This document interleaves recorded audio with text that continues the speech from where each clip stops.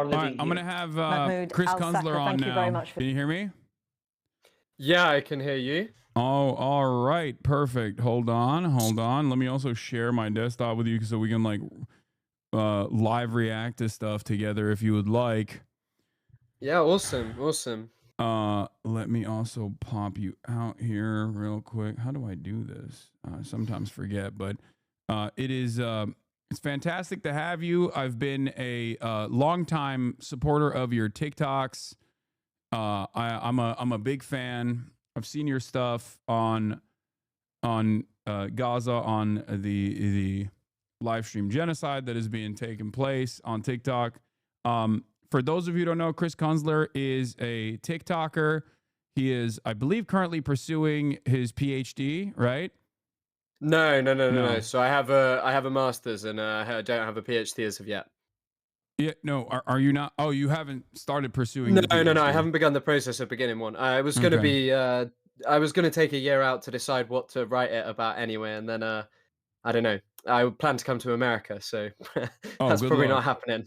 Yeah. Good luck. Well, I mean, Trump's America doesn't seem like the place to do a PhD. I'm going to be honest. Yeah. So, is it true that you also studied under Ilan Pape? Or is that fake news? Yeah, it is true. So Ilan's lecturer at Exeter, but Ilan, I think he's public about this, but Ilan is between like different countries, and he's obviously a bit of like I don't know, an international superstar in the sense of as far as that goes for Palestine related stuff, and he's all around the world. But yeah, he teaches at Exeter, and so I studied under him. I did modules with him. He wasn't my supervisor or anything, but we, spent time together. He spoke at a lot of our encampments, and yeah, I did study alongside Ilan at points.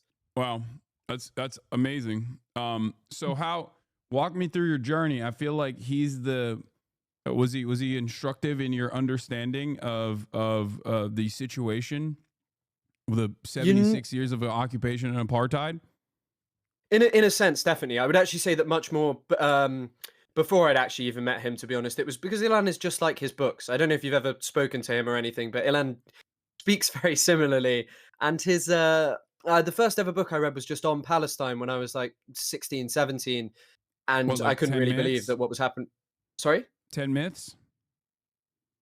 Say again?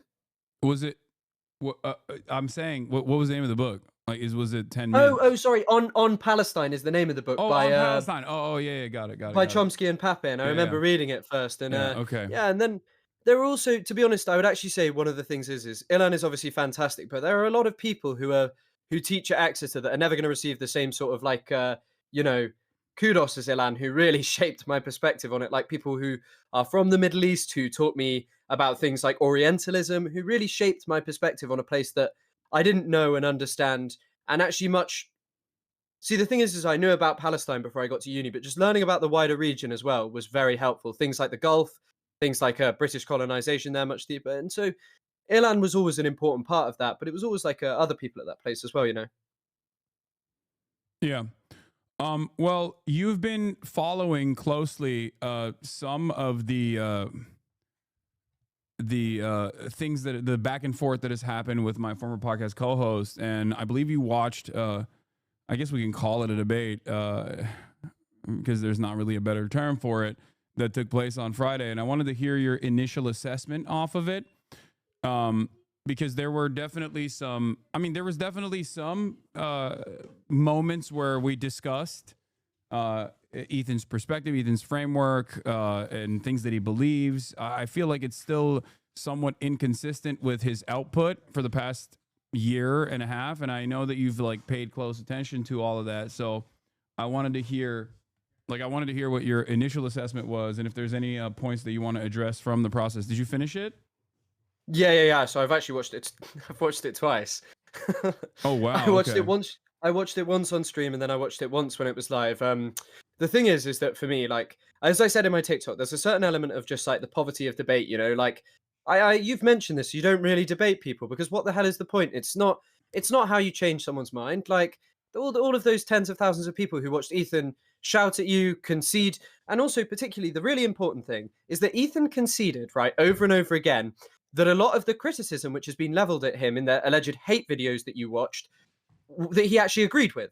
but he doesn't Yeah. agree with it. And I feel like this is always the point of You liberal you were one Zionism. of the quote unquote hate videos that he actually talked about.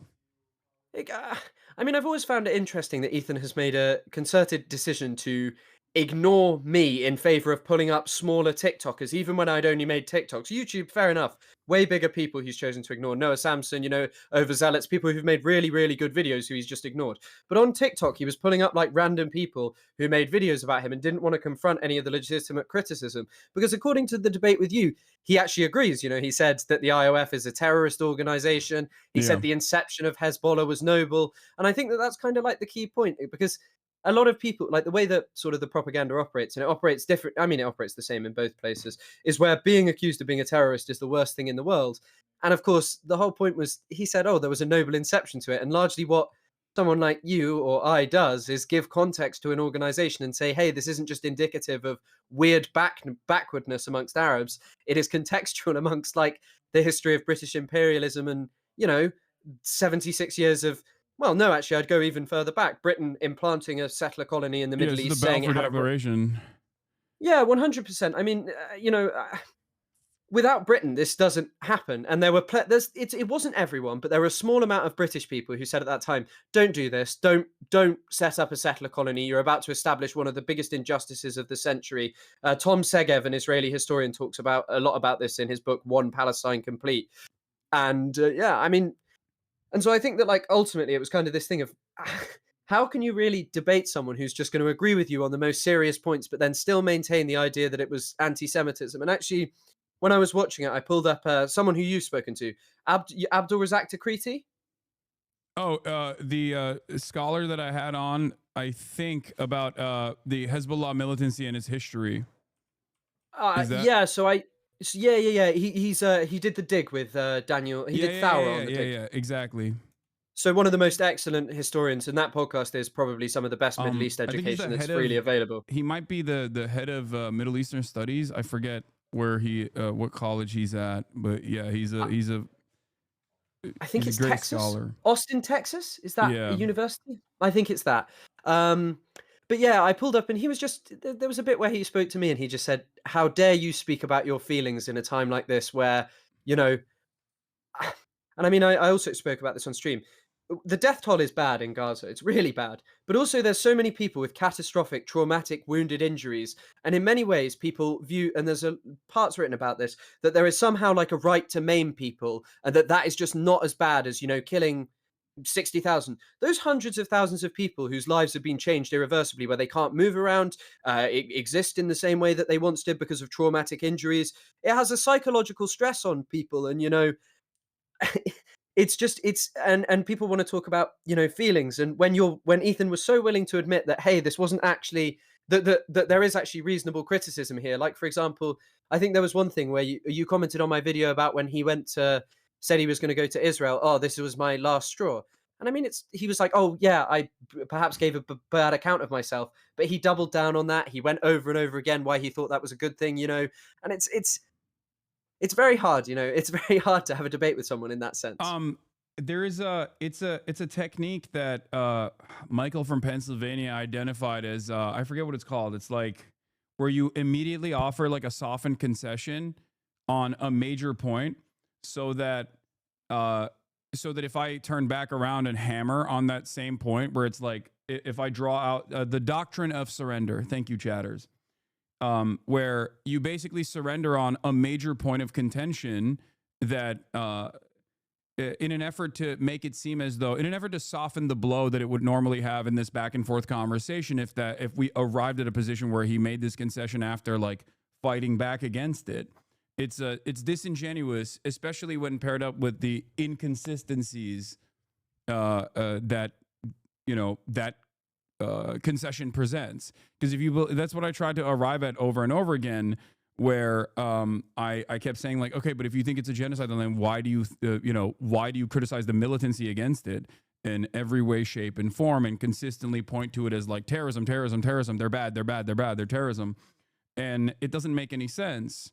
And you can draw parallels, as I did over and over again, to historical acts of militancy, but of course, I think whenever you have a conversation with not just like Ethan or any liberal in general, they've already they've already been indoctrinated to this like incredibly whitewashed framework of history where previous militancies that have been successful are always whitewashed in the aftermath, right? Like whether it be the IRA, whether it be the ANC. I mean, sure, with the IRA especially, like there's still a lot of there's a lot of coverage on like the atrocious nature of the IRA and the civilian targeting and whatnot. But like ultimately, the approach in the rear view mirror is far more amenable to their position because they have seen some level of success. There's this age old adage on Twitter that I constantly point to, which is liberals love every single anti war movement except for the current one. And liberals love every single civil rights struggle except for the current one. Only after it is, all is said and done will they approach the subject matter in a um, totally sanitized manner to turn around and say, okay, this was good, but only because they were pacifists. Of course, and I mean also even how people view Palestine now, like, and actually how people were talking about fucking Nelson Mandela. How people were kind of like, oh, he was a pacifist. Well, also like Hamas have always gained their legitimacy from they gained a lot of legitimacy from saying we forced Israel out of Gaza in 2005 because of our attacks on settlements, because of the fact that it was too costly to have an occupation there. We forced them out. Look what the two-state solution people are doing to you in the West Bank. Yeah. They are bending over and capitulating to Israel. They are literally it's obscene. What you hear lots of propaganda about the Palestinian Authority of like pro-Zionist people saying, "Oh, it's just as bad as Hamas, Mahmoud Abbas, and all of these people blaming the president and stuff." It is literally an organization which spends more time arresting Palestinians and protecting settlers than it does. And Hamas will always gain legitimacy when that is the exact opposite, and when extreme violence from Israel is the reality. And in the case of South Africa, of course, there was violence from the state, but it was never, they didn't turn the full South African military to destroy black townships ever. And Israel did that in 2002 to Jenin. Like they wiped out most of Jenin. Yeah. Well, not most of it, but like a considerable amount and committed atrocities there. And so is it really surprising that like militancy is more prevalent in the context of Palestine? Yeah, especially considering the escalation of violence, the and also the timeline. I mean, it's just like a much longer timeline at this point, much more severe.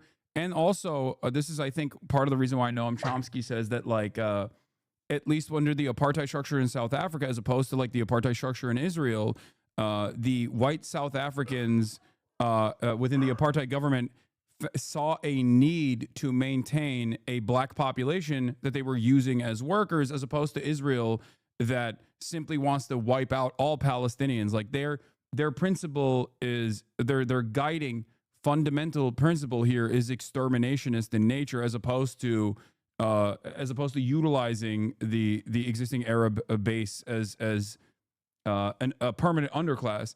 I don't completely agree with Noam Chomsky on that statement because I do think that Israel still utilizes the Arab base as a permanent underclass, but I guess I kind of understand that like they would rather bring in like a Gulf nation state, most likely like immigrant labor, in the aftermath of like full blown ethnic cleansing of Palestinians from all of the occupied historical Palestinian territories.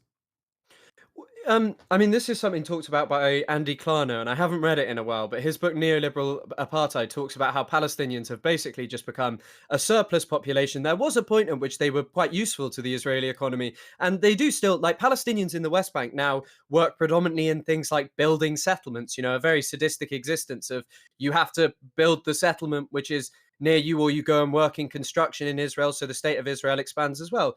And they are just a population that is increasingly less useful to Israel. And I think that Chomsky is actually like pointing a little bit to like a niche part of settler colonialism in that, um, Patrick Wolf, the guy who's like the main theorist, did not consider South Africa a settler colony, which is a pretty interesting take because he said that the white South Africans were always too reliant on the black population, whereas Israel from the very start One's was very it began in really the turn of the 20th century, but they were interested in Hebrew exclusivist labor with nothing to do with the Palestinians. Get rid of them, replace them with Jewish workers, because otherwise it was going to be really hard to achieve what they ended up achieving, which is, like a Jewish supremacist state with only a minimal amount of Palestinians in it, really. Yeah.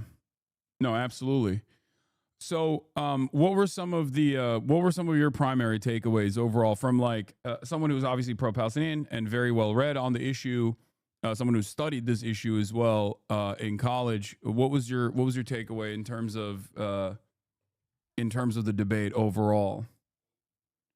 I think again, it's just this Orientalist thing of basically that some people do terrorism and some people do legitimate violence. Where again, Ethan has said multiple times that people in Israel face crazy choices. The army is a necessity. He's proud of Hila and all of these things. And it's just kind of like, you know, it's very hard for some people to move beyond Orientalism and to see, well, actually, there comes a certain point at which, settler colonies are not settler colonies are violent by their very nature. But I mean, one of the parts which I actually just ended up skipping was the sort of part about sexual violence. And I skipped it for one specific reason, which was it was so pointless, especially because it revolved around the idea that you had denied everything when the only piece of substantial evidence brought up by Ethan was about Amit Susana, that you had said at the very start about what had happened, that it was a credible accusation. Yeah. I mean, she even said that she allegedly reported it to a Hamas commander, I believe, and the Yeah. commander said that they would deal with it or whatever. I have no doubt, and again, it's not implausible that this kind of thing happened. It is the key point that is to be said is that there is, sexual violence did not happen mass systemically. And actually, there was one thing or that someone said that directed they by Hamas as well. Because that would also contradict why Ms. Hasana would even report it to a Hamas commander if she believed that there would be no repercussions for what had taken place. That actually also corresponds to another witness from a while back. I remember reading about her testimony to The Guardian in the aftermath of her release, where she talked about how there was mistreatment that took place against some of the hostages, and they immediately actually told a Hamas commander to deal with it. This was what was so consistent with testimony from most of the hostages overall, in terms of like, their recognition of an important bargaining chip, right? Like I have maintained this position over and over again as people were like fantasizing about how many rapes Hamas was probably committing towards the hostages, and when we didn't have as much information. And I kept trying to explain to people, or how they had probably killed the hostages for fun or whatever. And I kept trying to say, like, they will not do that because this is their bargaining chip. I'm not even saying that they're not going to do that from the perspective of like morality because it's the most moral force or anything like that.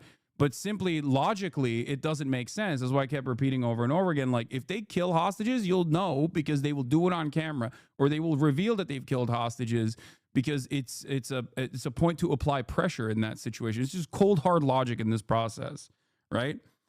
100%.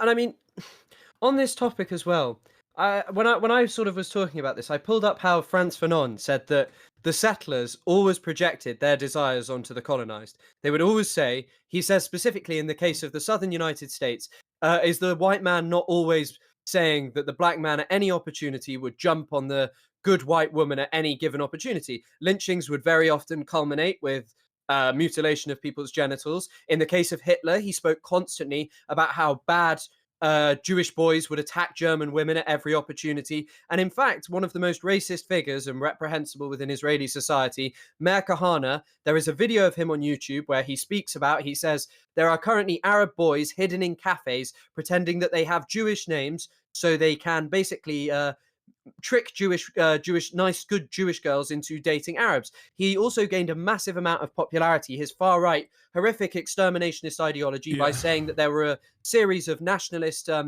like motivated by terrorism, nationalist hatred of Israel, rapes occurring at the time. And there were these rapes occurring, but it was a manipulation of like who had done it, whether it was common criminals, whether it was actually someone who was violent or whatever. And of course, it inflamed people because people always like to believe that the other is a barbarous savage who is enjoying at their expense, who engages in moral excesses that are far beyond anything that, the good moral Israeli is allowed to engage in.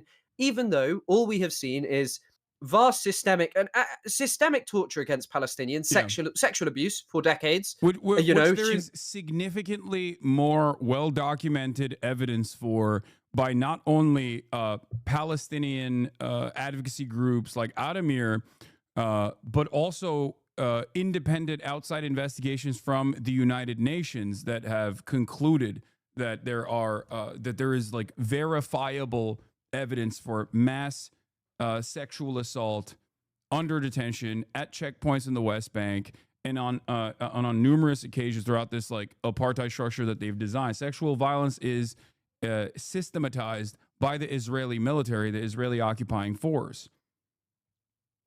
And I mean the other and I mean the other part is like the just general. I mean, there's the what's it called? More than a human can bear, or something. The UN report about it, the recent one, that just discusses like Israel's sexual violence against women. Gender-based violence is actually the overarching thing of the report. Yeah, But generally, also like the obsessive parading around in Palestinian women's underwear. All of this yeah, stuff is all part of like a, Fanon spoke about a psychosexual madness in the context of Algeria. 40, 50 years before.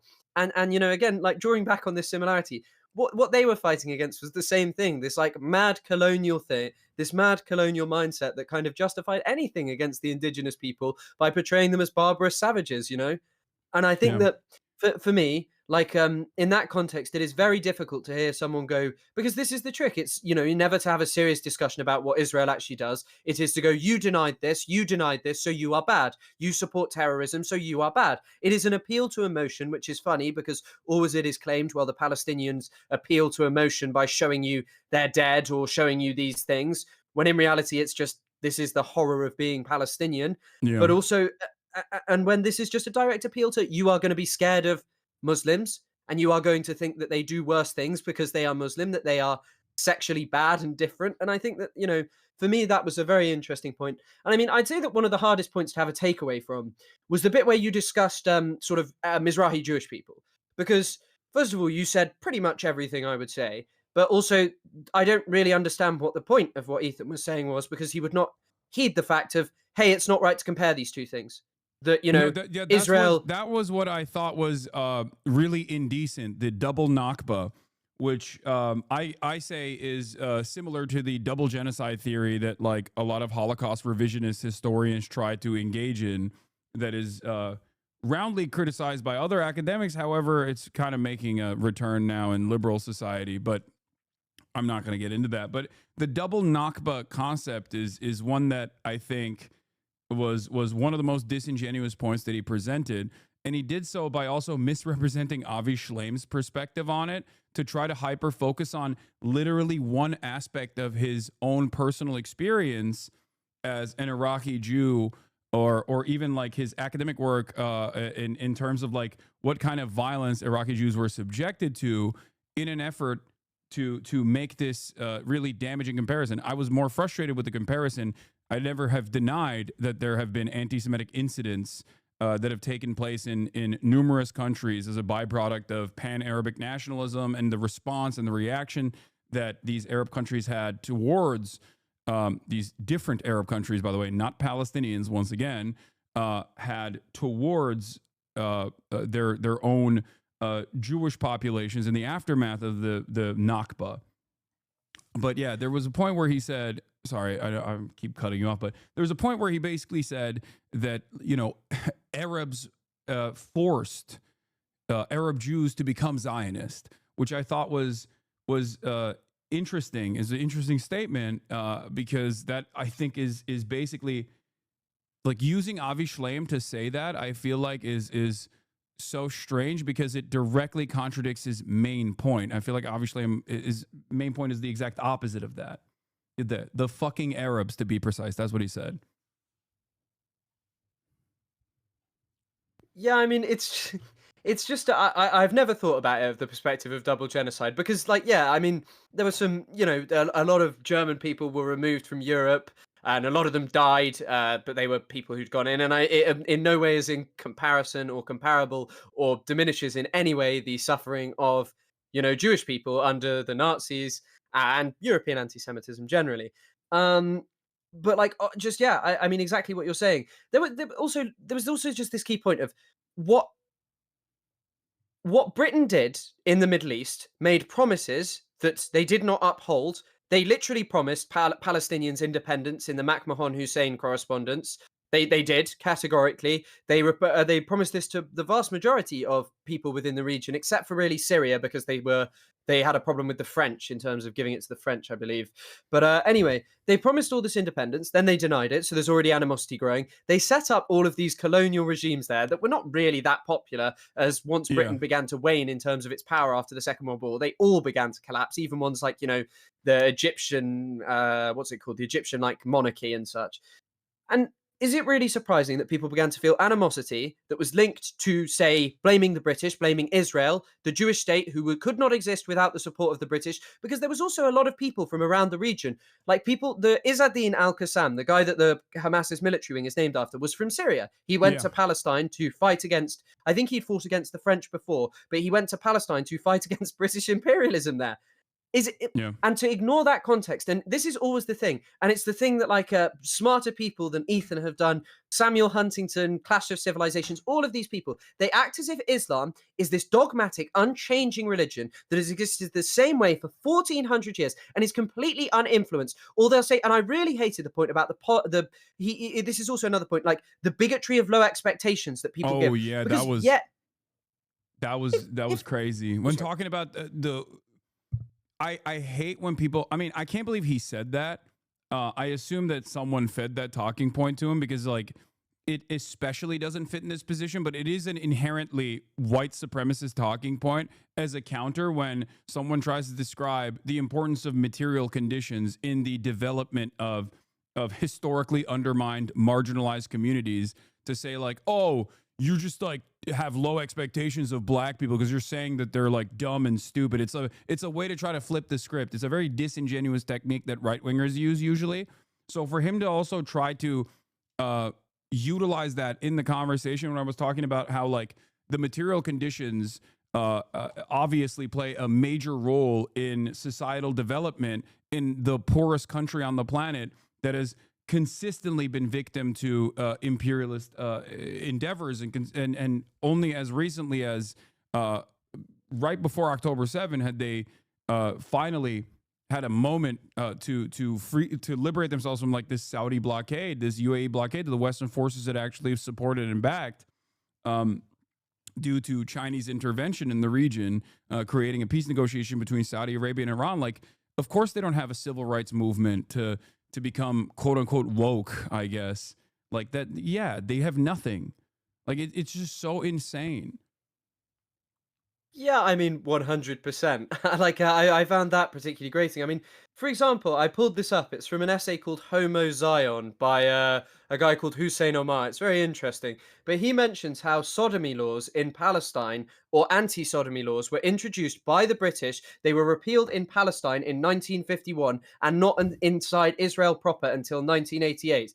And Yeah. by the way, his argument is that basically the British imperial officials imported that directly over from the Raj in India, and they did this Hold because on. they I have another thing to bring up here. Homosexuality was only decriminalized in the Ottoman Empire in the 18th century during the Tanzimat era, but before that, it wasn't criminalized at all. They also legally decriminalized it in the fucking 18th century. So when Palestine was under Ottoman rulership, it most likely had that same exact legal structure where it wasn't illegal to be gay to fucking begin with, which directly undermines the point that Westerners always try to make, talking about the barbarity of Islam, and as though it's like you mentioned, this unchanging, dogmatic, fundamentalist principle that they operated off of. Sorry, I always like to talk about how gay the Ottomans were. I mean, it's the same. There's a very famous. I've not actually read this, but I know that we had one of our lecturers would speak about it. I think it's called "Women with Beards and Women with Moustaches and Men Without Beards," or something to that effect. And it's basically about gender in Iran and how it really wasn't a concept until around I think it was like the 18th or 19th century. It really started being a major thing, and how queer society really was over there at different points, and how there is this a changing thing. And also, it's indicative of, hey, maybe don't talk about a religion that is so old, that it well 1400 years old, and say, oh, it's dogmatic, it's unchanging, and this is why Arabs are the way they are, or people in the Middle East, because often it's just a a euphemism just to being Arab, basically, Muslim, and just talking about Islam. But especially just in this context of like talking about someone from Yemen, you're completely correct. Like, it's not low expectations. It's, look what has been happening in Yemen. And also, another big thing is like, I think if you're like trying to be a populist in a country who rails against Western imperialism, I am sure that there is a certain appeal of blaming societal degradation as well on Western ideals Oh and yeah. saying, look, they always preach how they brought you gay rights and all of these things. And look how worse a country like Iraq becomes. No doubt that's appealing to people because of the experiences of people on the ground. In the same way that as society in the West degrades, people like anti immigrant discourse because it's something to cling to and blame for the degradation here. And I it's not like a low expectation to say that someone might believe that. It's saying, well, this is kind of sadly what society has come to. If you are a person down on your luck, you're going to want to believe that because it's easier than believing, it's easier than addressing perhaps the more complex thing of, yeah, there's just a broken society where no one is offering you anything. I've just never heard someone with your complexion and your accent explain this concept so perfectly. So I'm a little bit taken aback by this. My bigotry, my my soft bigotry of low expectations from a British white man came out a little bit. I'm sorry. But you're 100% correct. This is something that I constantly talk about. Like you can even point to the Iranian Revolution. Like the reason why fundamentalists in countries like this under Western imperialism are seen as the most emancipatory forces. It is the reason why Hamas also ran on an anti-corruption ticket and was able to win the elections that the American government, the CIA, actually presented to Palestine and Palestinians, specifically the Gaza Strip. The more Islamist the forces are, the more fundamentalist they are, the more they can present themselves as anti-West. And if the entire population is firmly committed to having an anti-Western position due to all of the violence they've experienced from Western imperialism, they end up going with these people. And yes, the U.S. aid interventions and NGOs, civil society organizations that prop up everywhere that are hyper focusing on some of the civil rights movements, whether it's for good reason, whether it's because they truly do want gay liberation or whatever in these countries, or whether it's a mechanism of intervention, doesn't matter. That is why there's so much hostility towards these sorts of things and towards these sorts of movements in these other countries, because it's it's so quickly utilized by, like you said, fundamentalist but populist forces as a remnant of Western imperialism. All this gay shit is something that the West is bringing here. And so easy to blame for the degradation of society. And I think Exactly. this just links exactly back to the point of what you were kind of trying to say to Ethan. Not even on the topic of like Yemen and stuff. Also, just on the context of what happened to Jewish people. Obviously, people's perception of Jewish people and their and like is going to be tied up with Western imperialism. When Western imperialism was like, we're going to establish a Jewish state. Lord Balfour said over and over again, I do not care about the wishes of the 700,000 Arabs who live there. The Jewish people who do not live there yet are more important. And people feel solidarity across this place, especially in, I think it was once called Bilad al-Shams, like the bigger, greater Syria, basically. People felt massive solidarity across this space. And they all Yeah. just experienced colonization by like Europe. And also on the topic of me as a British man talking this way, it hardly surprises me. A lot of people who say this to me, and it just shows you how, like, I don't know, I guess kind of what the prominent voices from Britain really are. People like Douglas Murray spewing the most hateful views Oh, imaginable. And oh, also just like very just, wicked imperialism for decades, yeah. No, for sure. I was joking. Obviously, I know No, your of course. work is great, but it's just not many Corbyns out there, No, of unfortunately. course. Um, Of course. too many Piers Morgans, not many Corbyns out there. Um, We we live in a very a space that is not necessarily that diverse in a lot of places, especially the countryside. Places like where I grew up. It's not really a place where you grow up around people who are different to you. So your perception is largely just shaped by, you know, bigotry and all of these things, and also trying to cling to imperial nostalgia. Really, like a lot yeah. of people here want the empire back. Oh, for Like sure. put simply. It's Mm. I think social conditioning also is something that I want to briefly tackle here. My commentary gets criticism sometimes from the likes of Bad Empanada and other people that I would consider to be a little bit further than myself in terms of being like well established third worldists, as opposed to my commentary sometimes comes across as liberal for them, because I see my position living in the heart of empire as an American citizen as one that tries to get Americans to understand the plight of the global South. So my messaging on that front is, of course, always going to be conciliatory towards people that have actually even taken violent imperialist action against the global South, in terms of like veterans that have served in the American military, veterans that have even served in the IDF, the Israeli occupying force. And because I understand the importance of social conditioning and how their development has been shaped by that, and how normalized that kind of process is, as long as they recognize that their actions were wrong and they work to atone for said actions and demonstrate that they have demonstrated that they don't believe these things or try to justify it. And the reason why I'm bringing this up is because I wanted to, this channel called Soft Take actually did a video, Selective Outrage, the silent podcaster Hila Klein. And I thought it was really good because it's very informative. I don't know how much time you have, by the way. Hold on, let me fix your. I don't really mind. I am very grateful we can maybe for this do opportunity. a dual react together if you would like. Yeah, to that'd this be awesome. video.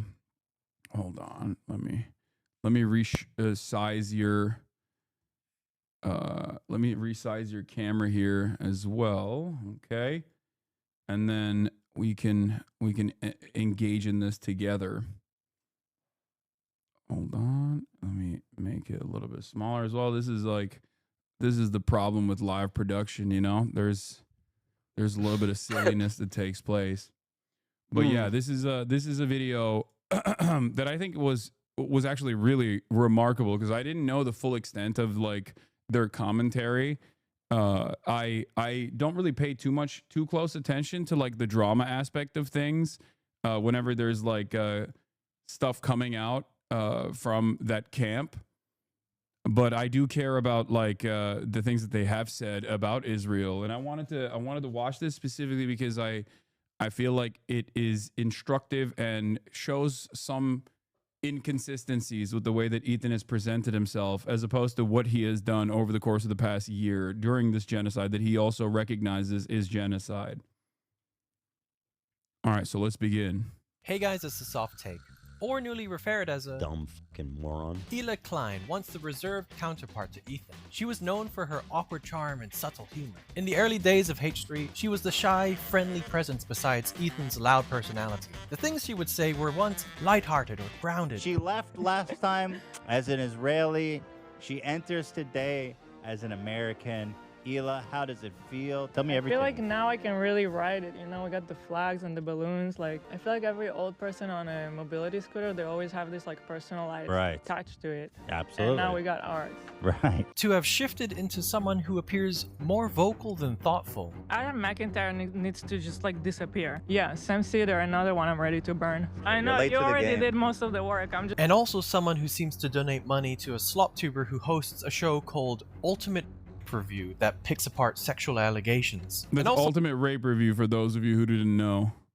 What is the people were mentioning this, and I saw whatever that is. What is that? What, like, is this serious? Like, I don't know either. I only found out because someone in my audience informed me, but they said that it's apparently like they tier list like rape allegations or something. I don't know. I mean, it's just like the utter well of depravity is endless, especially in the Western world, but especially in America. Holy fuck. But it's like his stream does that.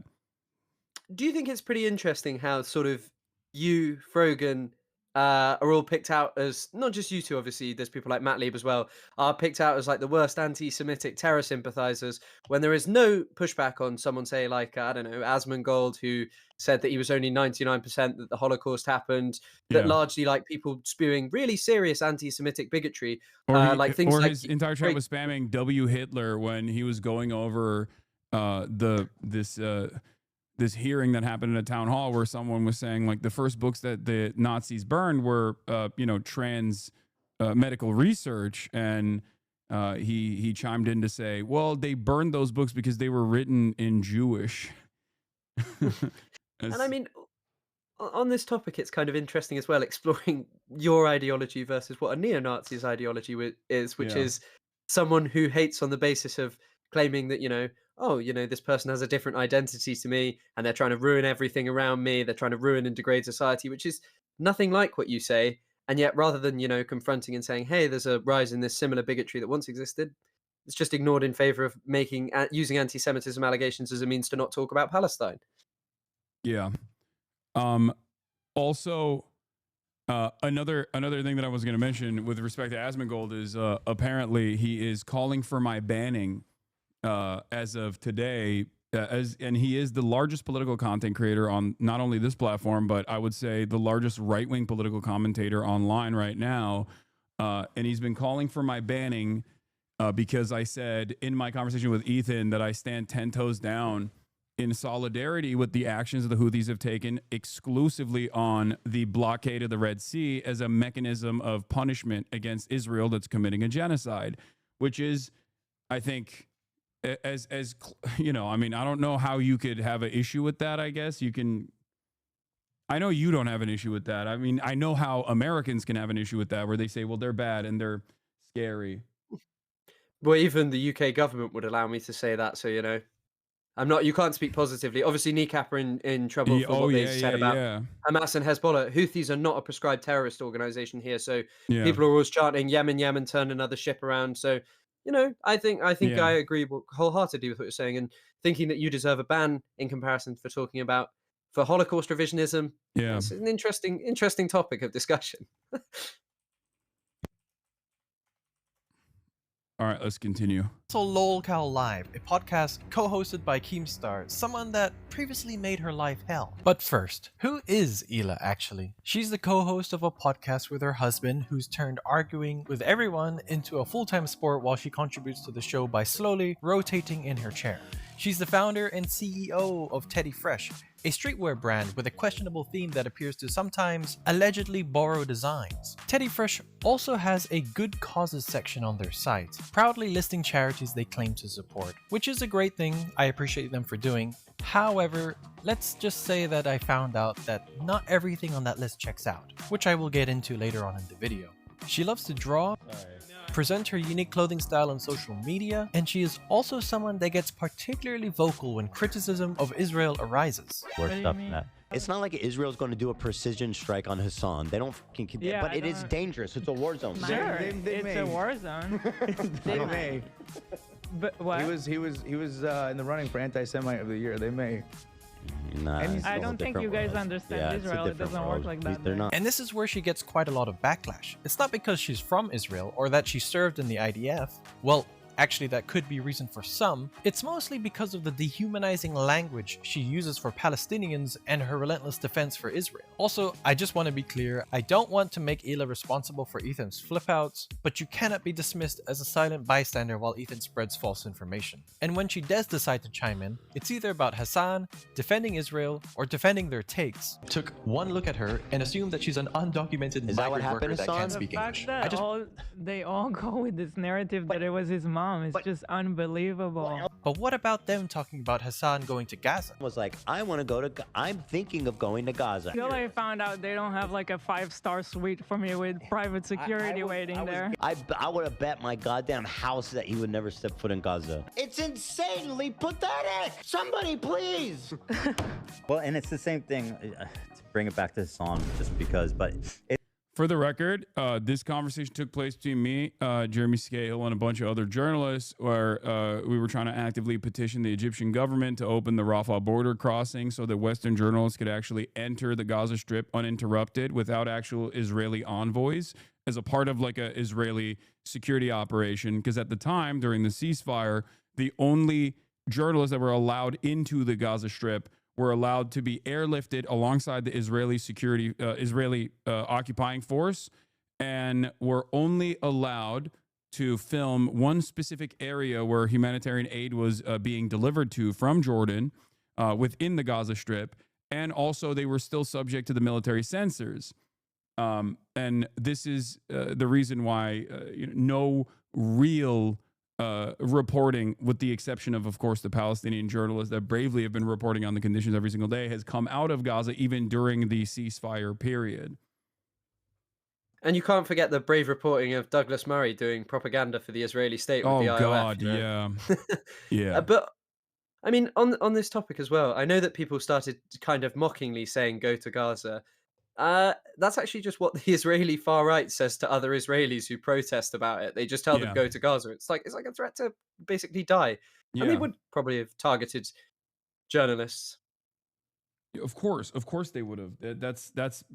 That was like, I mean, it never even happened because, like, obviously the Egyptian government did not allow this to take place regardless, because it's a vassal state for American empire, and also by way of that a collaborator with Israel as well. So it just didn't take place. All right, let's continue. It kind of is the same thing. Like, I was thinking about going to Gaza. Yeah. Like, I also wanted to give a Sorry, guys, I'm not going to this war zone unless they can. So much to the point that they started fantasizing how his visit to Gaza could look like. They managed to keep the hostages alive. You can go be in the tunnels, I'm sure. You'll I mean, be safe he's a there. high-value hostage for Hamas. He's an American citizen. Like, this is also one of the most insane takes, because it basically goes along with the same trope that is always presented, that like Hamas are not logical human beings, and simply see this as like they're just like barbaric monsters who will immediately go, "Oh, American, let's go and fucking kidnap this American and hold him hostage. This is a high value hostage." Now, this is silly for a couple different reasons. One, why in the ever-loving fuck would the Trump administration ever demand my return? Someone like myself, like that's ridiculous. Why? Like, I have no value in that regard for the American government, nor the Israeli envoys that are having these negotiations. Secondly, this doesn't make any sense, because then they would be kidnapping the World Central Kitchen aid workers, for example. Those were Westerners, right, that were working alongside the Israeli government to deliver humanitarian aid into Gaza. Why did Hamas not kidnap them instantly?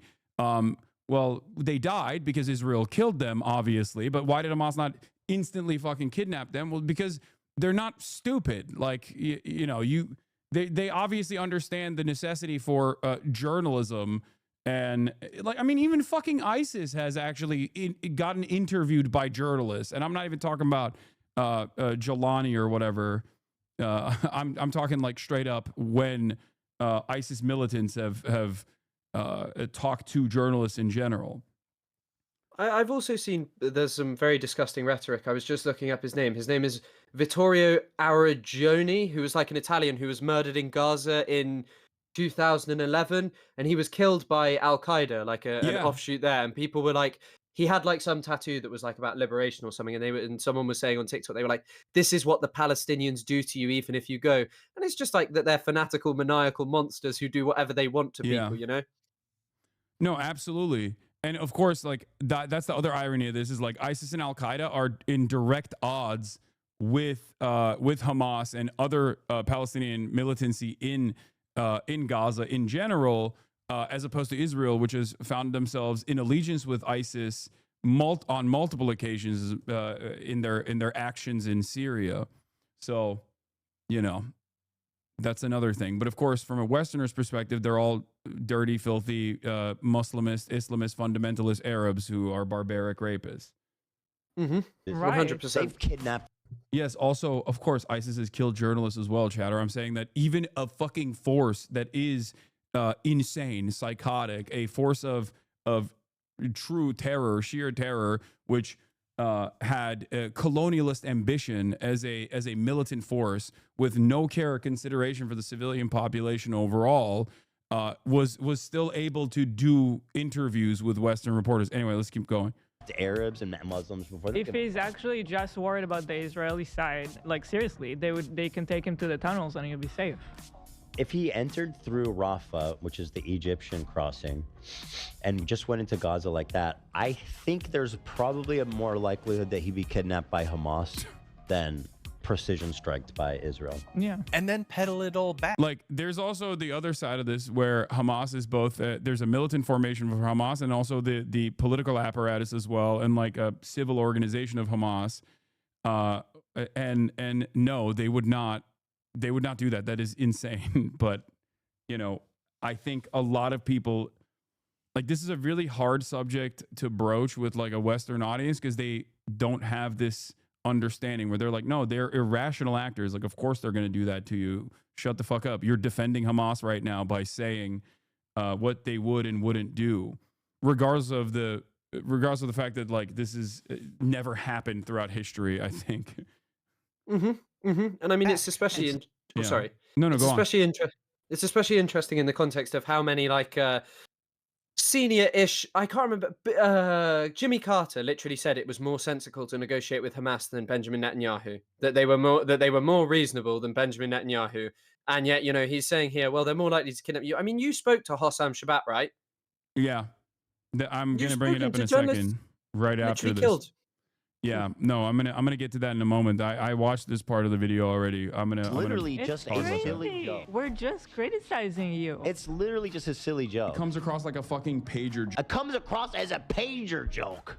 Hasan, You know what's really crazy about this, by the way? I mean, a big chunk of the quote unquote debate that you watched was Ethan trying to draw out microaggressions from things that were not even like directionally appropriate, that he admitted weren't even like real acts of anti-Semitism, where he said it's a swastika sword, but it's not a swastika sword, and the usage of the swastika sword by iDubbbz was actually to trigger him and to you know to imply that it was a swastika or something like that.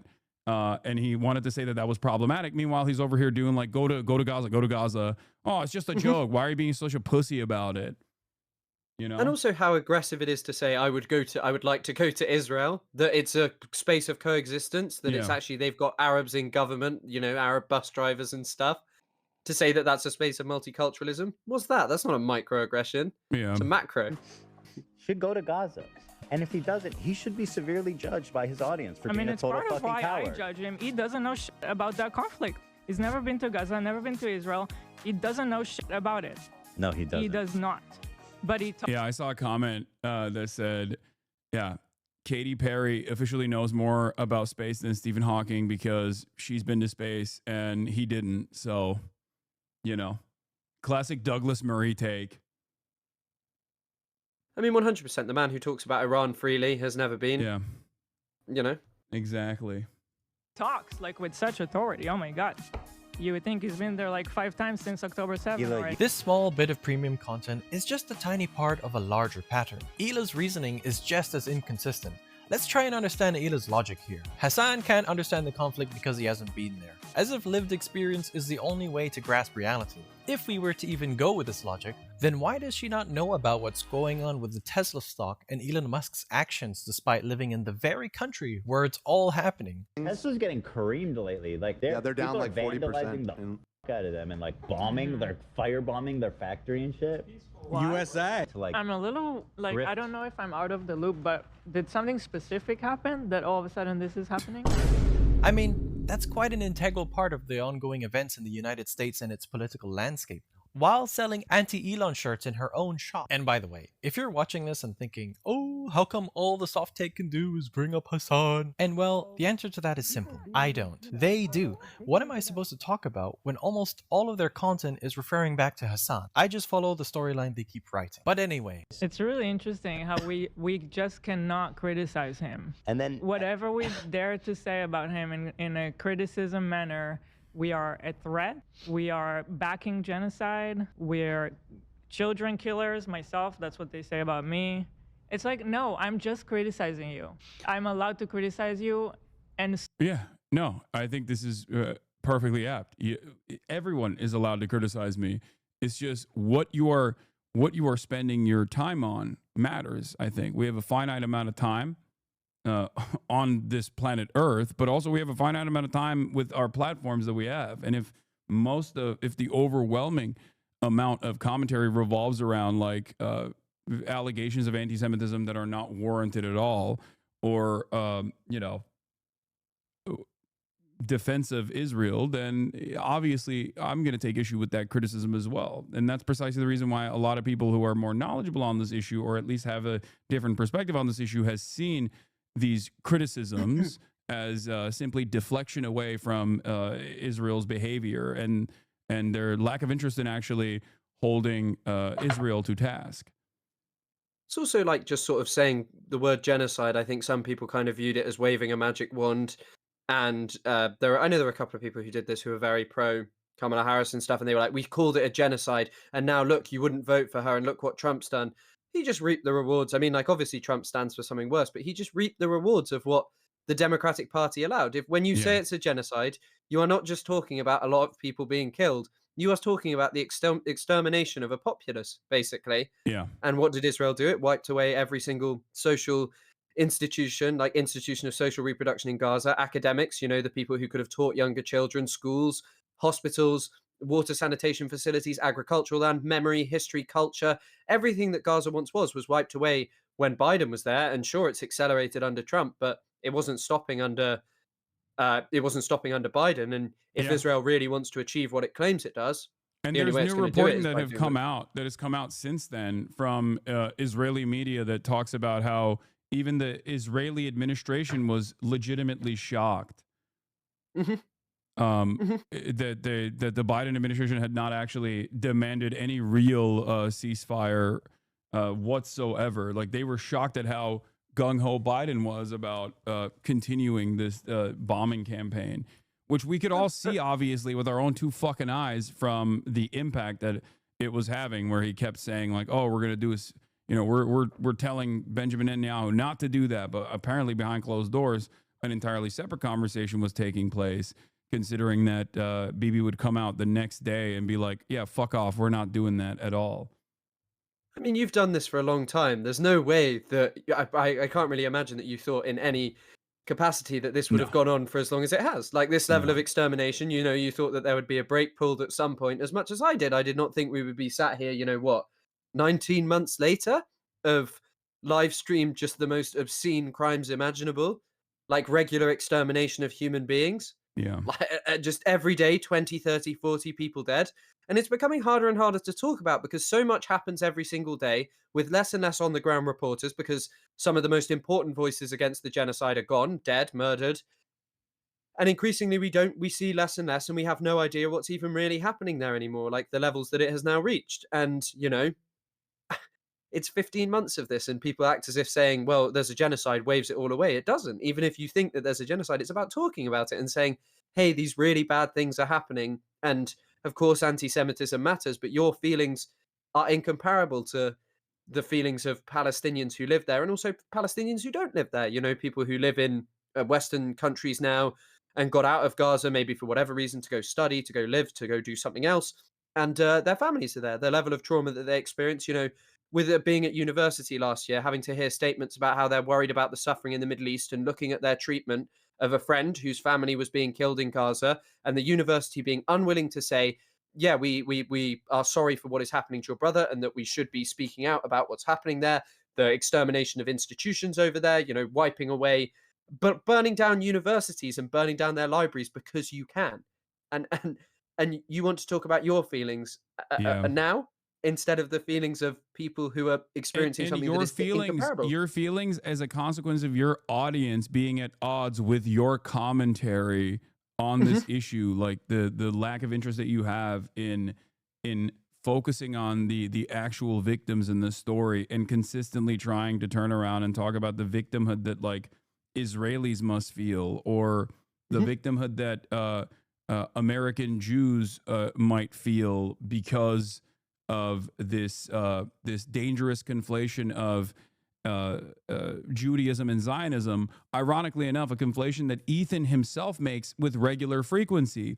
Because if he at any point turned around and said, like, Zionism is antithetical to Judaism, it is not Judaism at all. It is a propaganda technique adopted from early Zionists and has been implemented in every facet of social conditioning in the lives of American Jews, and it's a very dangerous conflation.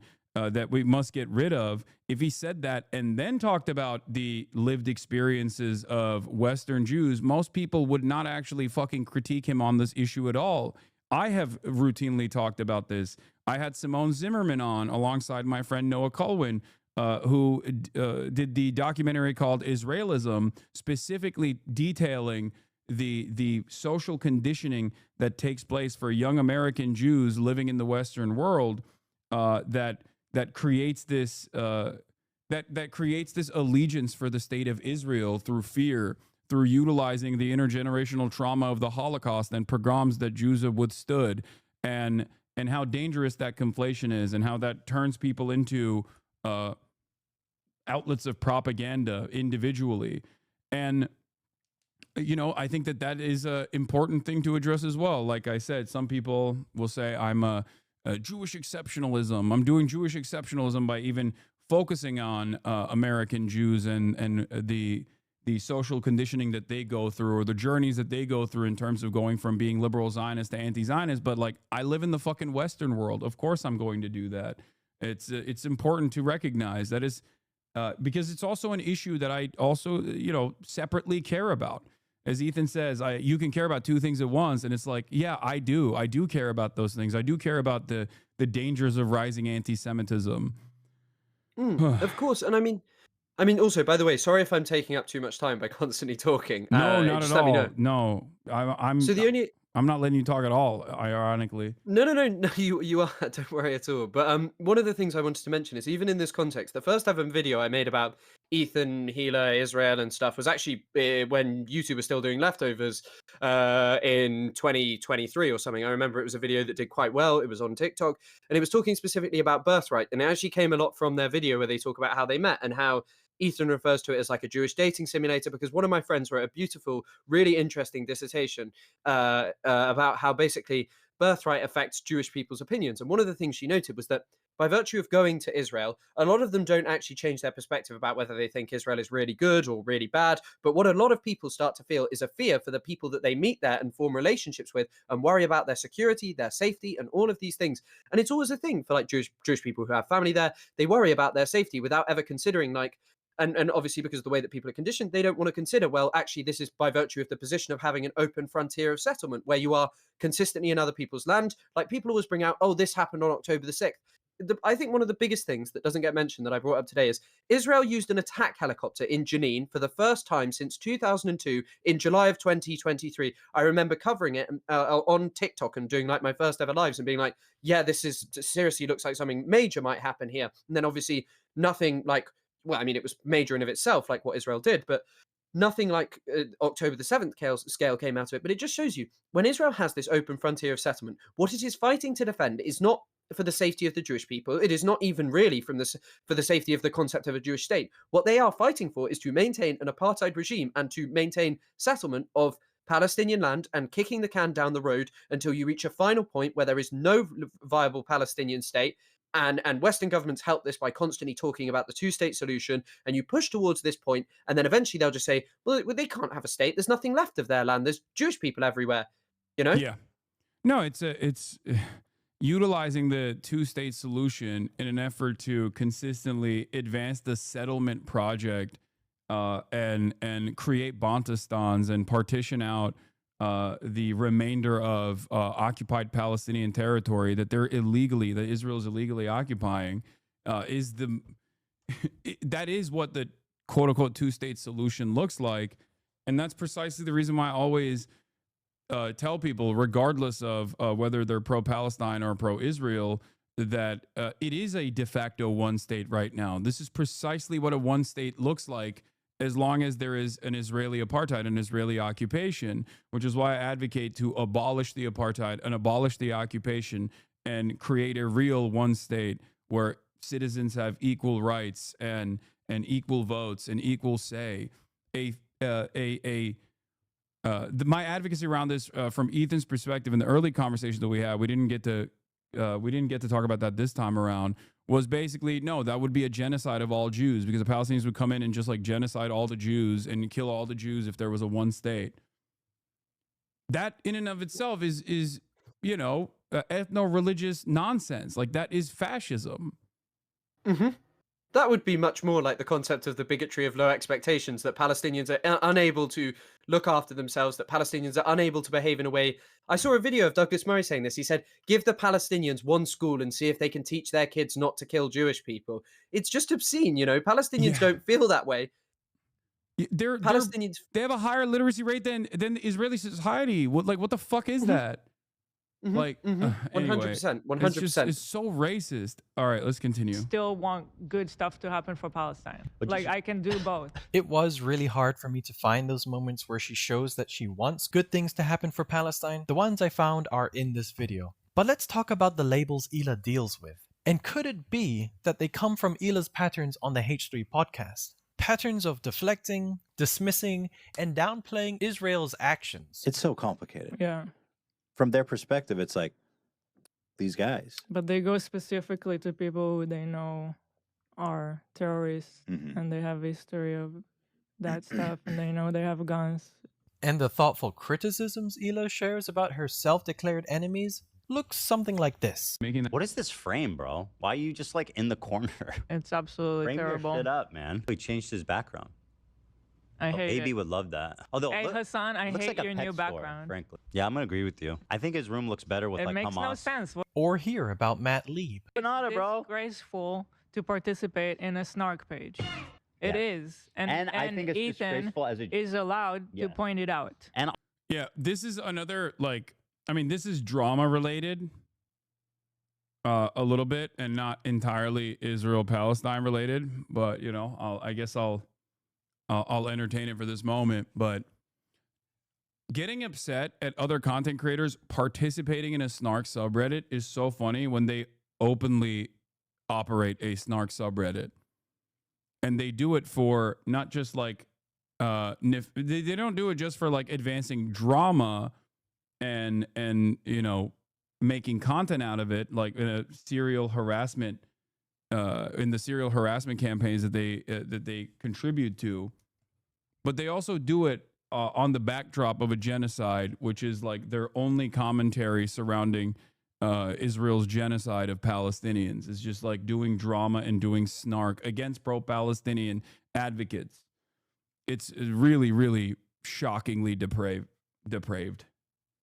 100%, 100%. Yeah, just, I mean, just making it all about, even during the debate, having to hear about like your head being small. Like, who cares? I swear it's something also that you joke about quite a lot, you know, just having to hear about that, like in between. It's like, there were certain parts as well that I just had to skip because I was like, there's not much to analyze here. It's just Ethan sort of being mean and just for the sake of it and like mocking the way that you speak. And it's just like, what is this? This is just feeding into people who just hate you anyway. And I guess feeds into what I said about it. People had already decided what their mind was. I'm sure that there are some people who actually did change their opinion because of it, but there are tens of thousands of people who went in and they would always say that Ethan had, you know, destroyed you and that he really got you on this one, that he has like an epic clip of it. And it's just like, I don't know. I don't know. It's very hard to see. The epic clips that have come out so far from their side have been Ethan repeating that he wouldn't like it if Anne Frank resisted against the Nazi occupation.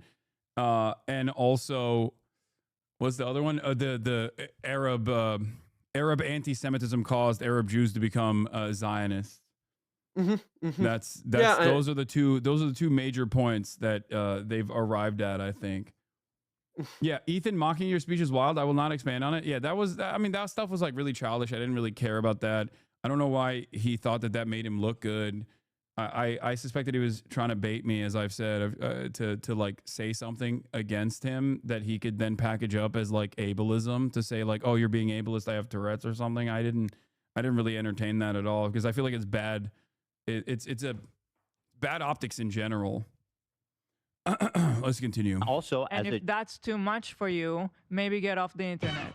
Right. And maybe don't work for a reputable company like Red and Link. You don't deserve to work there. Or this Instalock, you're going to get fired. One speed, always. People who defend Israel, immediately. Accusations of anti-Semitism followed by, you need to lose your job right now. That's it. Yeah. Very reasonable criticism of Sam Cedar. Sam Cedar, another one I'm ready to burn. By the way, Sam Cedar agrees with me. I saw a clip of him the other day being like, saying that Well, he's two-state. I don't know. I Two-state. don't I know was like, if he agrees with you because he also like protects Hasan at all costs. She was right. He was wrong. So she wasn't wrong. It's just, you know. You're ugly and you're dumb and you're not funny. Hila and Ethan have repeatedly stated that they oppose Netanyahu and his government. So here's what I'll say about Israel. Listen, this isn't the first time I've said it, and I'll say it many more times. The cabinet is run by genocidal maniacs. They're led by Netanyahu, who should resign in disgrace and go to prison for being a war criminal. He's made a coalition of the most like radically conservative freaks that don't represent, by the way, the majority of Israelis. They voted against Netanyahu. You mentioned that we lived in Israel and we voted against Bibi. Even Ethan, we both voted. Yeah, I was in, I think, 2 elections, and both time I voted against him. So like, what do you guys want from us? And here is them showing empathy for Palestine and being pro two-state solution. The problem is the extremes on both sides. The Orthodox Jewish people And the cause extreme, trouble, yeah. and the terrorists. Yeah. Well, you know, who do all the terror attacks on the other side. You know what's really interesting about this? Ta-Nehisi Coates actually had a conversation with Ezra Klein on this exact same perspective, where Ezra basically said, "Oh, why didn't you like actually talk to any like why didn't you in the Message, his latest book, why didn't you actually cover like the plight of Israeli society? Like why did you not spend any time on the extremism of Hamas terrorists and things of that nature?" And Ta-Nehisi Coates actually had a really good take on this, where he was like, notice how you said extremist Orthodox Jews or extremist settlers, but then as soon as you talked about like the Palestinian side, Palestinian militancy, Palestinian resistance, you said terrorists, like Hamas terrorists. Like that double standard, like even that packaging in this conversation is a part of the invisible ways in which a lot of people in polite society and liberal society view this conflict in an asymmetrical way, except in the exact opposite asymmetry that they are supposed to be viewing the conflict from. Because the reality of the matter is the asymmetry actually is supposed to offer more moral credibility to the side that is resisting against the apartheid state, not the side that is like escalating some of the most violent aspects of said apartheid state. And I mean, on this topic as well, it's interesting to say ultra-Orthodox when, of course, a lot of these people do practice Judaism like a very religious people. But like Meir Kahane was literally considered a terrorist by the State Department. You know, it's a fair term to use about him if you were using it in the context of saying, well, this Palestinian group is. But we always hear about, you know, how Hamas said something to do with trees and rocks, something to that effect in their original charter. A Jew behind a tree or something. Yeah. In the context of Kahane, you know, I always bring it up. The guy literally said that he thought that every Palestinian should be expelled and the ones that wouldn't would have their throats slit. And the more terrifying part is that it seems that his rhetoric is now prevalent all across Israeli society, which is our closest ally, which is held up as the moral defender of Western civilization.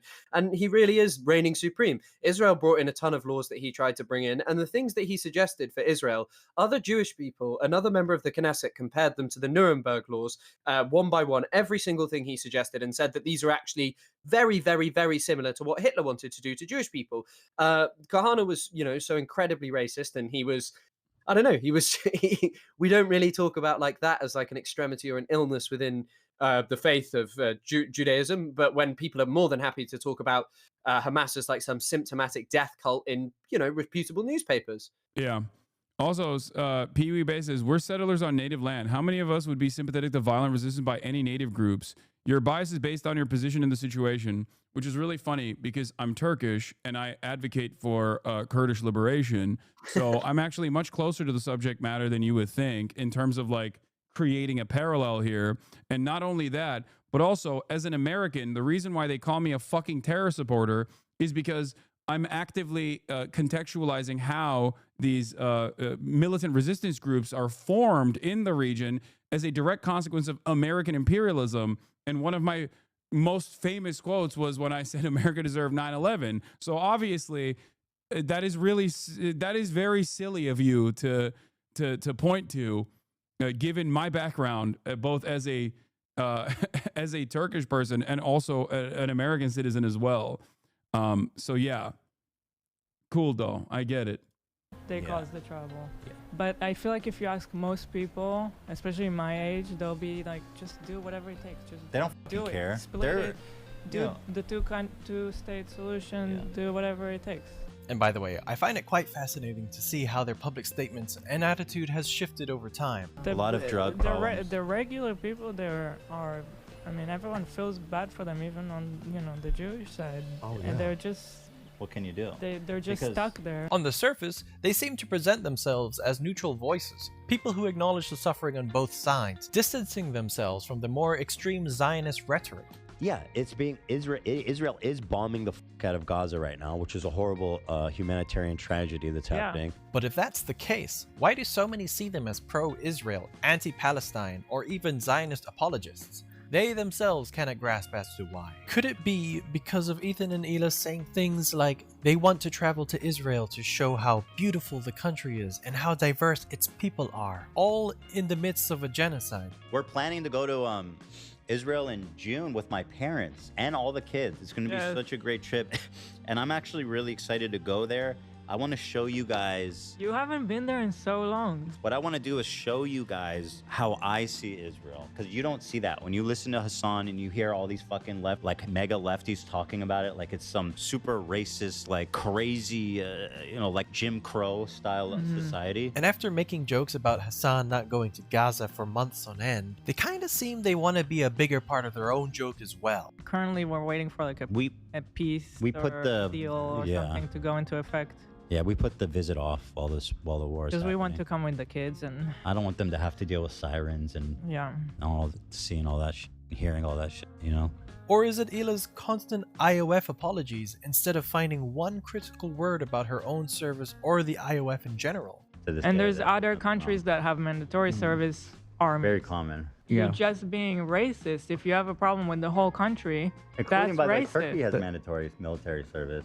Yeah, Unless you're rich enough and to my flee the parents country. were not the rich kind that will pay to get me out. But even if they were, they would not agree to that because they think it's important to serve. Like, even if she hadn't said the second part, this would be more defensible to their audience if they're even remotely tuned into this frequency of being pro-Palestine, where they'd be like, what do you, okay. But like, she packaged it up with like, no, mandatory service is also good because like it's an honor to simply serve. Like making that statement is so crazy. Ethan tried to come at me with a similar perspective when we were having this conversation where he's like, well, you pay taxes in America. And it's like, yeah, that's precisely the reason why I do talk about Israel virtually every fucking day, because I see my own moral culpability. I see the violence that my tax dollars contribute to, which is why I want others to also wake the fuck up and try to put an end to this, try to put a stop to this violence, saying, oh, well, if you didn't serve, you would also, you'd be in jail, right? Or if you didn't pay your taxes, you'd be in jail, as though this is a similar comparison, especially considering that, like, you know, I have no say. I try to have more say in where the taxes get allocated to, but there's still plenty of good things that those taxes actually go towards, like building roads and funding education. It's also a pretty interesting take in terms of, I mean, I don't know what Turkish military service consists of. What does it consist of? What do you actually do if you do it? Oh, no, there is definitely, I mean, depending on where you are positioned, like there is definitely, you could potentially, someone with a college education, most likely not, but if you don't have a college education, like you will potentially go to the South where you could find yourself doing harm to like Kurdish villages or fighting against like PKK.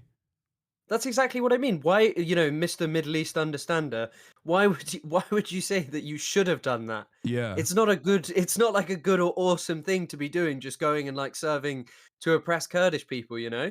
Yeah, It's I not like don't want to go do war crimes in fucking Syria, dude. What the hell? Like, Exactly. Like I mean, I thought about that as soon as it was brought up. I was like, why on earth would you ever say, if you have like even a basic knowledge of the Middle East, that it's a good idea to join the Turkish military?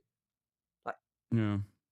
It's just Which is ridiculous. ironic because I when I was younger I wanted to do it because I thought like, oh, it'll be fun to do for like the limited service that you do when you have a college education and also have worked in a foreign nation for an extended period of time. There's like limitations to how long you can serve. Like you get breaks basically.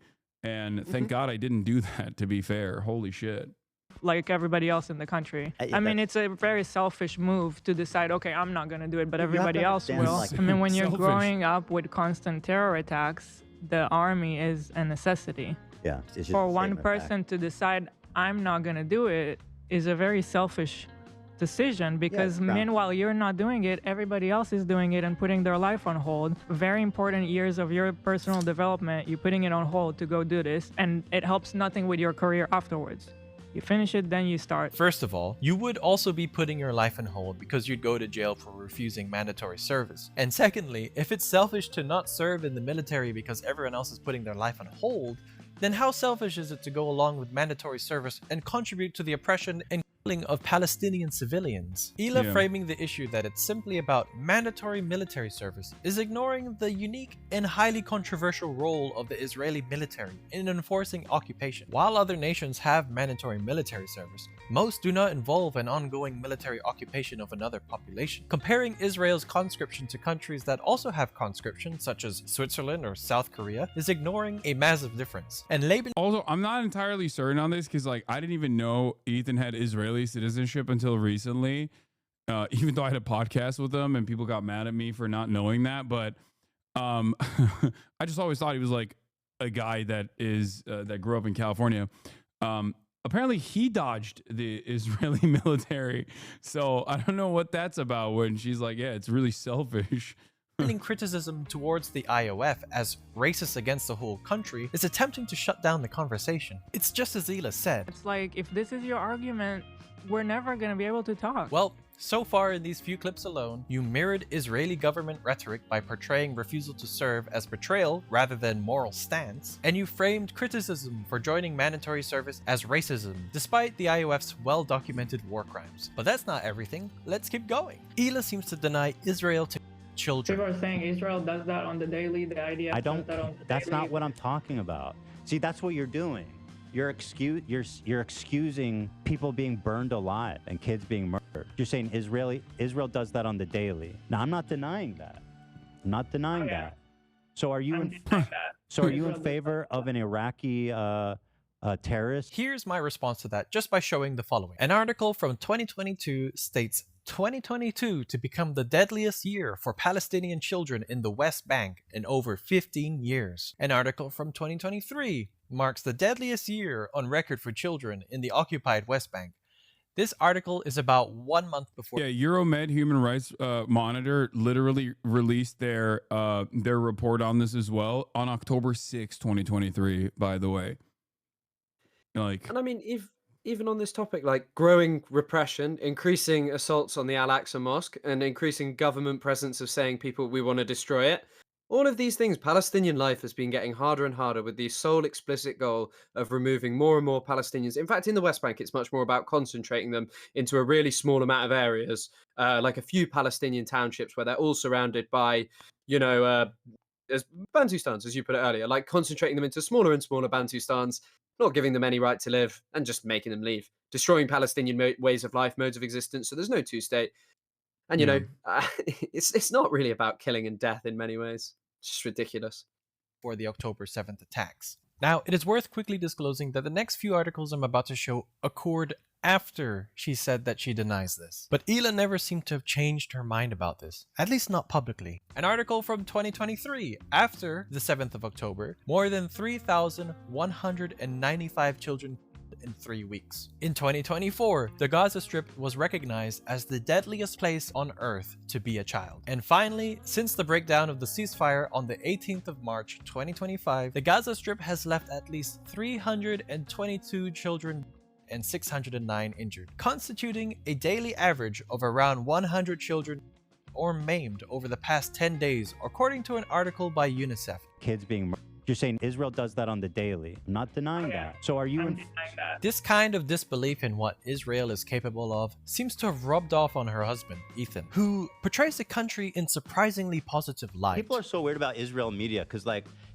you'll see people all the time being like, even according to Israel media, they said this happened. But then at the same time, it's like, oh, she reads Israel media, so she's obviously brainwashed and a Zionist. Yeah, because Israeli media literally has the same exact like permissible boundaries of speech. Actually, it's worse than America in some respects, where you do have the liberal Zionist takes, or even sometimes anti-Zionist takes from like 972 magazine or Haaretz, all the way down to, you know, Kahanist screeds coming from right-wing newspapers. So yes, you can get both of those ideologies represented.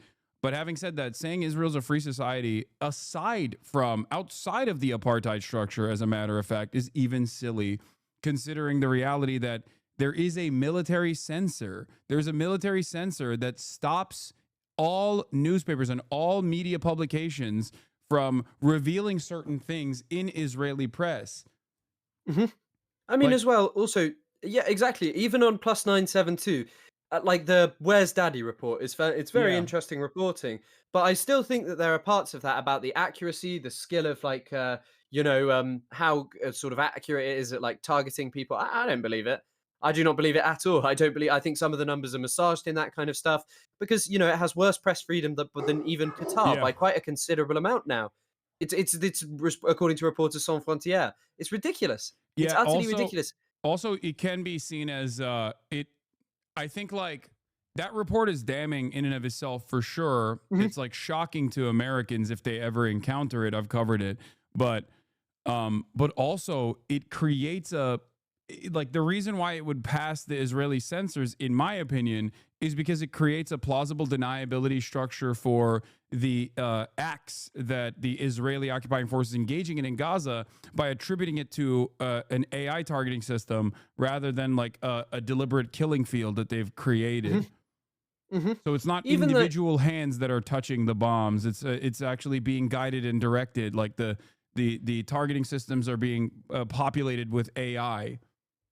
Even like a lot of how denial operates from some of the more skilled like some of the more competent deniers of what Israel does. It's always like, oh well, it's just, you know, a couple of people with these mad statements. You know, you can't pull up Haaretz and say, oh, look at what this one person did, or this was an individual war crime, as opposed to ever confronting like this is a systemic pattern that comes from a whole dehumanizing rhetoric that was always in the structure of Zionism and was always going to head to the end point of you cannot have two competing national identities existing within a space. If settlers come and say we're going to build a Jewish state, the prerequisite will always be that there is not a Palestinian state there and not a Palestinian mode of existence. It's always what settler colonies are like.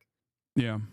Yes, it's like Israel is a free society with free press. It has the whole gambit. It definitely does not have a free press. You know, I'm glad that I addressed it, but it 100% does not have a free press. I wouldn't even say like America has a full-blown free press due to the self-censoring that people engage in, and we've seen that better than we've seen that in broad daylight with New York Times reporting on Israel, or BBC's reporting in your country on Israel, especially. These are the two most significant papers that have basically dropped the ball in spectacular fashion at a time when I think it's critical that we beef up trust in mainstream institutions, like mainstream press in general.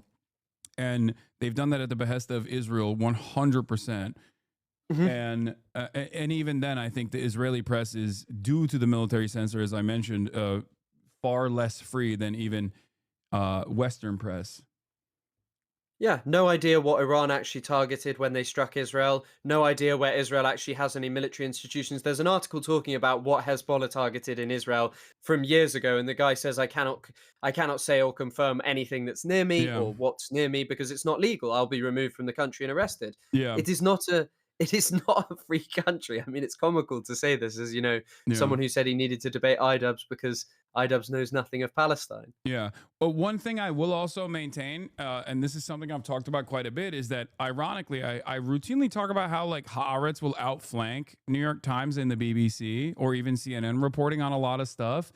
because the military censors do not see a need to suppress certain truths from the Israeli public, to shelter certain truths from the Israeli public, because there isn't like that same social conditioning that you need to engage with for the broader Israeli public that has a lot of appetite for this death and destruction, which is precisely the reason why, like, in order to maintain the veneer of free press, like, you will still see extremely critical pieces of reporting from the likes of Haaretz on the IDF, for example, in the way that they operate, in a way that you actually never see from the New York Times, or oftentimes when the New York Times does get to it, it's months later and it's buried under paragraphs and paragraphs of describing the gruesome nature of Hamas, because the New York Times and the BBC understand that if you were to showcase the full depravity of Israel's military actions in this genocide, and I jokingly say this, but like, you know, you'd have the Barbaras and Deborahs over the age of 50 talking about how they would join Hamas if they could. It would turn into like an IRA style situation with America, where they were sending material support to the IRA, directly sending guns to the IRA, if they truly understood the horrifying things that are happening. And in spite of that, there's still a 53% unfavorability rating in the United States of America against the state of Israel at this point. That's why we couldn't see a documentary about, you know, a kid's perspective on what's happened in Gaza, you know? Like the documentary that was removed. I'm sure you heard about that. That was removed so crazy. His dad was allegedly the deputy minister of agriculture in the Hamas government, and it was needed to be that people weren't allowed to see it. But truthfully, it's just giving a child's perspective on what's happening in Gaza and showing how people's lives are. And a few people spoke a certain way, and who cares? Like, that is people in Gaza speaking a certain way, and it's because I think people would see that actually, truthfully, a lot of the reasons that those people spoke like that was because of their experience, as opposed to being related to, you know, Islamic backwardness and such of these things. And that's why I guess the Louis Theroux thing is much more okay, because it's showing the extremity of Israeli society. Not to admonish it, I thought it was a brilliant documentary, but still, yeah, I don't know. It's just very interesting. Yeah. Opinions in the press, just like America does. You know what I mean? Israel seems to have a wide range of media sources. Calling it free press is again comfortably painting Israel. I'm gonna in a grab very my nice food picture. real quick. When you are aware that pressures from the government, military censorship, and violence against journalists are a recurring theme, and then you have Ethan calling Israel a free society here, what could it look like when Ethan, whose wife served in the IOF, comfortably states the opposite of what is widely evident? Freedom of speech, assembly, and the right to protest are enshrined in Israeli law, but are they equally distributed? Reporters Without Borders states Israeli journalists identified as Arab face more intimidation while working. Since the start of the war in Gaza, the authorities have intensified repression against these journalists, as well as against foreign and Israeli journalists who deviate from the government line in their coverage of the war.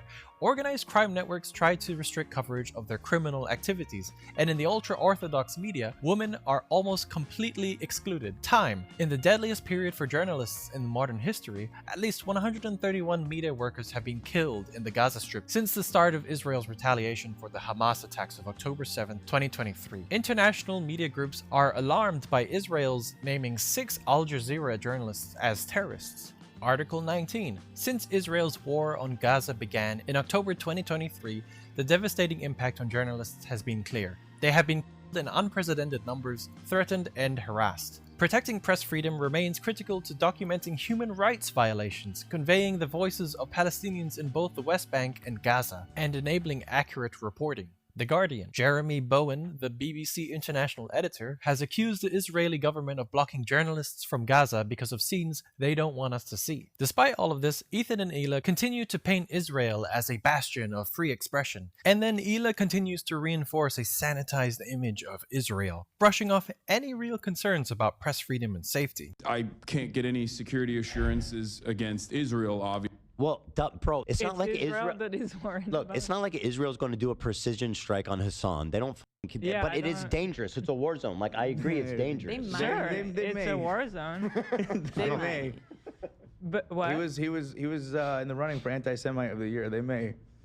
Nah, And it's he's- a I whole don't think different you guys world. understand Yeah, it's a Israel. It different doesn't world. work like that They're there. not. Just 3 days after the stream, American Al Jazeera journalist Hossam Shabat and Palestine Today journalist Mohammed Mansour were killed by the IOF. And he's- I a whole don't think different you guys world. understand Yeah, it's a Israel. It different doesn't world. work like that. As if the country is incapable of such actions, even though reports from groups like Reporters Without Borders, Human Rights Watch, and Amnesty International show otherwise. Here are some more cases that really prove that Hila knows what she's talking about. In 2003, American student and peace activist Rachel Corrie attempted to stop the demolition of a Palestinian home by standing in front of an Israeli bulldozer. Despite her non-violent protest, she was tragically killed when the bulldozer ran her over. And he's- I a whole don't think you different guys world. understand Yeah, it's a Israel. It different doesn't world. work like that. And in response, there were, or even still, Facebook Yeah, I understand Israel is exactly like that, especially because, as you pointed out, I was in direct correspondence with Hossam up until Israel assassinated him. So that's another like insane thing that I never got to tackle when talking to Ethan about how like Israel doesn't do that. Israel doesn't target journalists, and Israel has targeted TikTokers. Like Israel has killed TikTokers in my community, like Meadow, and journalists that I was corresponding with as well, while simultaneously calling them, Hamas or Palestinian Islamic Jihad operatives. Yeah, I mean, Hossam was apparently some kind of sniping militant who's just, communicating with people, also alongside reporting, and just went through so much, and was really a hero, and yet we was degraded in such a way. But I mean, it's just atrocious. But I guess that's kind of the problem with the debate, because how can you really bring up all of this stuff? Because Ethan has done so much, and he would have just said, "No, I didn't say that. I didn't do that. That's not what I did. You're misrepresenting me," or, "Oh yeah, I don't actually think that." When you've said these things, and you must be able to admit that this is not anti-Semitism. Yeah.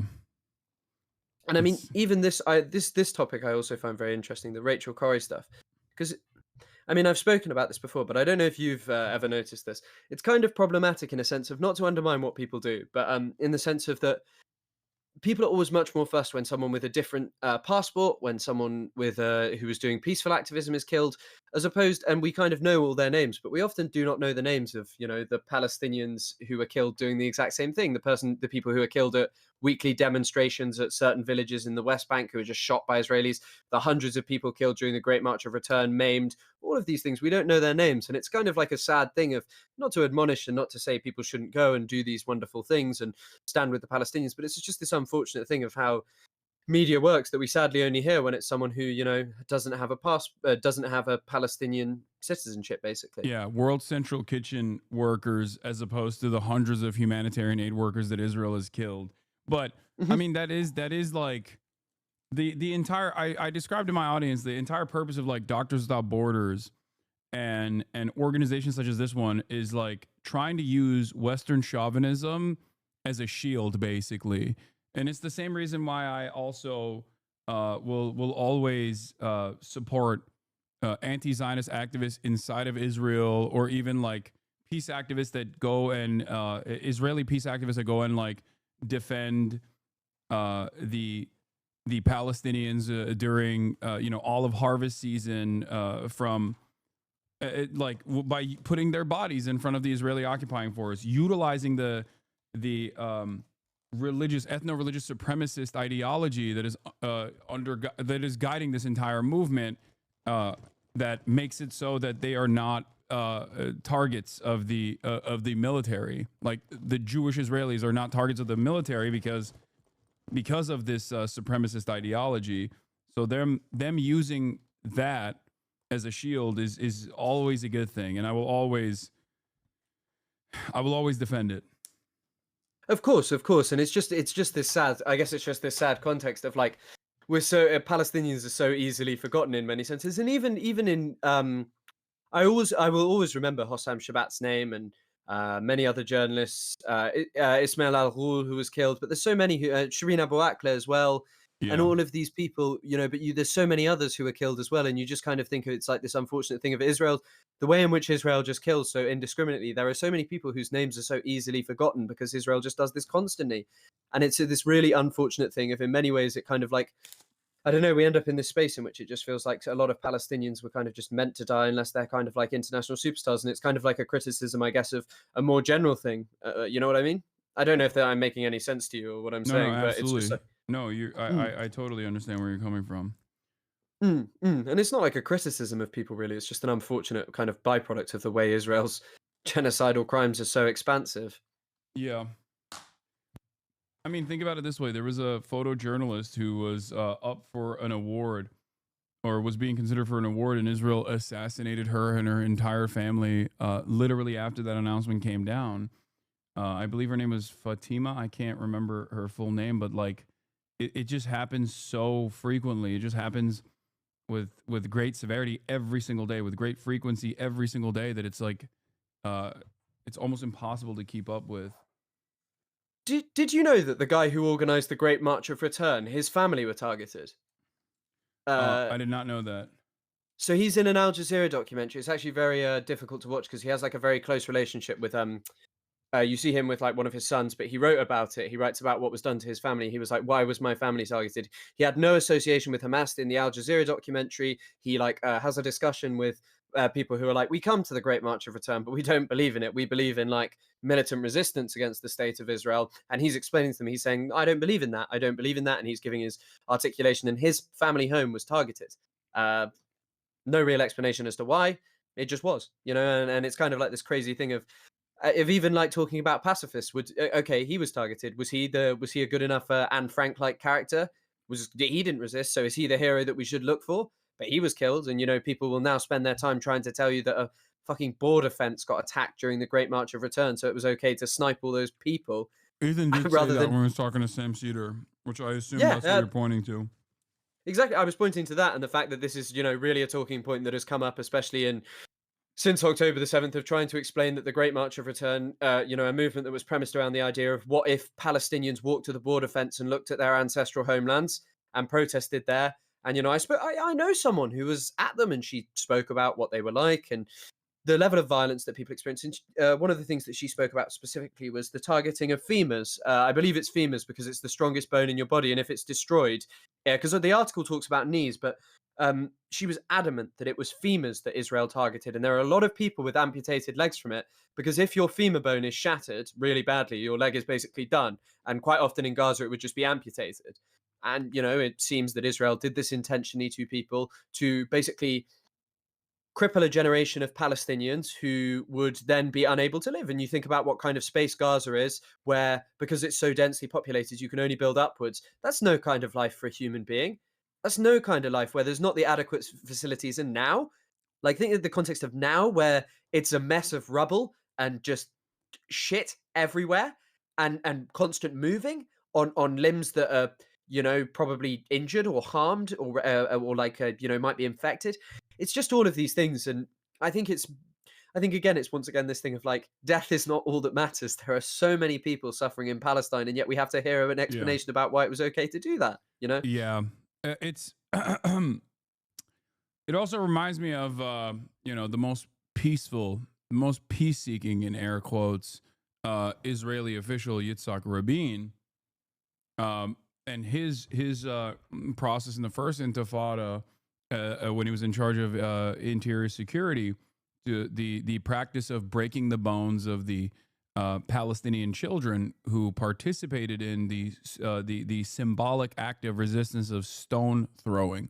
Like this became, during the first Intifada, this became like a symbolic act of resistance against these Israeli tanks and Israeli armored personnel carriers, and they would specifically demand to break bones, and they did successfully, to tens of thousands of kids during the first Intifada. And that was Yitzhak Rabin's policy.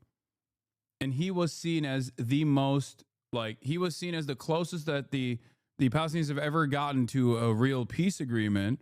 And he was even assassinated for it by a far-right psychopath who was aligned with Itamar Ben-Gvir, and also even Benjamin Netanyahu actually wanted him to be assassinated as well, like was making calls for his demise. I have a feeling that Rabin's wife actually, to some extent, blamed Netanyahu for it, if I remember correctly. And I mean, he responded to that by saying, I would have beaten him anyway. I actually didn't want him to be killed because I was going to beat his ass, which is true. He's not wrong. He was going to beat him in the elections regardless because of the fucking peace process. And there's also, this is a bit of an anecdote that comes from one of my lecturers who was an activist during the first Intifada. And one of the things that they spoke about was that they said, and there's not really much information online, and I'm not sure how you'd get this, it might only come up in Arabic, but she would always say that there's a trauma center in the West Bank that actually had to be founded after the first Intifada to deal with broken bones, because obviously if someone breaks your bones in a certain way and intentionally is doing it, I mean, there's a video of it on YouTube of it being done. It does not look like a process that your legs are going to recover from. And if that's done to you, you know, that's a serious traumatic injury that has lifelong consequences. And I always bring this up as someone who has I ruptured my ACL when I was younger. It's a minor injury, you know, it can be fixed. But if I had someone to direct my anger towards, even having slight ire at a failure of you know, a doctor to diagnose it quick enough and then it getting worse, having ire towards the person who has done that to you, who has given you a lifelong injury where you can directly blame it, you fester with that. Your entire life is defined by you know, being shot by someone who wanted to do that for fun, who did that because you were peacefully protesting. It creates an anger that is within you, and we're expected to believe that there is a correct way for Palestinians to behave and such. It's kind of obscene. It is obscene, you know. I think what you described is also a testament to the resilience of the Palestinians for not even entertaining that level of justified vengeance at every waking moment of their lives. The very fact that there is even an entertainment of a two-state solution among the Palestinian population is a true testament to the humanity of Palestinians. But that also is usually the same throughout history. There's always the same fears that you hear from the colonial power or the white supremacists that in the aftermath or during the Reconstruction era were truly terrified that the abolition of slavery would change the dynamic, change the racial hierarchy in the South, and would cause black people, newly freed black men and women, to treat white people in the same way that white people had treated them. This, of course, has never happened throughout history, with, I guess, one notable exception of the Haitian Revolution that was very bloody in the aftermath. But outside of that, there has never been a moment where the liberated turned around and did the exact same kind of violence to those who had done tremendous violence to them. It just doesn't work that way. And it would, you know, for the Palestinians to inflict the same kind of violence, it wouldn't even be a specific event of singular violence. The structure of settler colonialism that has dispossessed them, that has kept them down, is in of itself incredibly violent. It may not be direct violence. I mean, I was talking about this in the context of Luigi Mangione. Is killing someone in the street not a great thing to be getting up to? But at the same time, who is the more violent person? The healthcare company that has inflicted a slow form of violence on millions of people, or the person who takes a singular act of violence? And to create a structure like Israel has, that is systemic violence of a benign kind in many cases, of you know, ruining people's day-to-day existences. Legalizing the it's not even social murder at that point. It's just it's perfectly legal. Yeah, I mean, I guess social murder is perfectly legal as well, but it's just it's very difficult to, you know, see to see people tell me that, you know, October the 7th is this unimaginable act of barbarity, and that keeping human beings under apartheid, a recognized crime against humanity, is somehow not a kind of violence that, you know, deserves a greater condemnation or a contextualization of why October the 7th may exist. And this is something that Israelis themselves, there are people who say this. I'm pretty sure Gideon Levy said this pretty soon after October the 7th, that how can you not expect blowback? And he's not exactly you know, a massively anti-Israel character, you know, and there are an increasing number. Yeah. There are no, an increasing that was the number of Haaretz people. editorial. That was what was really interesting. I remember the Haaretz editorial board had the exact same, almost verbatim, exact same take that the Harvard student Palestinian youth movement had. And in the Western world, in the aftermath of October 7, Bill Ackman and numerous other very powerful figures that are now permanent fixtures in the Trump administration, as a matter of fact, came out and demanded the doxing of these students for putting the burden and putting the responsibility, the culpability of October 7 directly in the hands of the violent ways in which the apartheid has unfolded upon the Palestinian population for 75 years at that point. It's crazy that there were so many crazy moments in the aftermath, in the immediate aftermath of October 7. I remember here in America where like they just straightforwardly, they had doxing trucks on college campuses that plaster the faces of students that wrote this op-ed claiming that they were like Hamas terrorists, like and demanded that they never get a job ever again. It's insane. Of course, and I mean, I get bizarrely, it was actually the first ever video I made was talking about cancel culture and saying, hey, I actually think cancel culture is pretty fucking real if you talk about Palestine. If you talk about it, it is a major risk, and it is a cancel culture that is not going to win you like a major audience for after post October the 7th. You had a lot of people who have one video where they were like, hey, I was fired for my job on and talking about Palestine, and a lot of people will be interested in that, but then they won't be interested in what comes afterwards. It's not like Ricky Gervais or something, you know, where you get all these shows and doing a tour out of it. When it comes to Palestine, this is a serious threat to your career.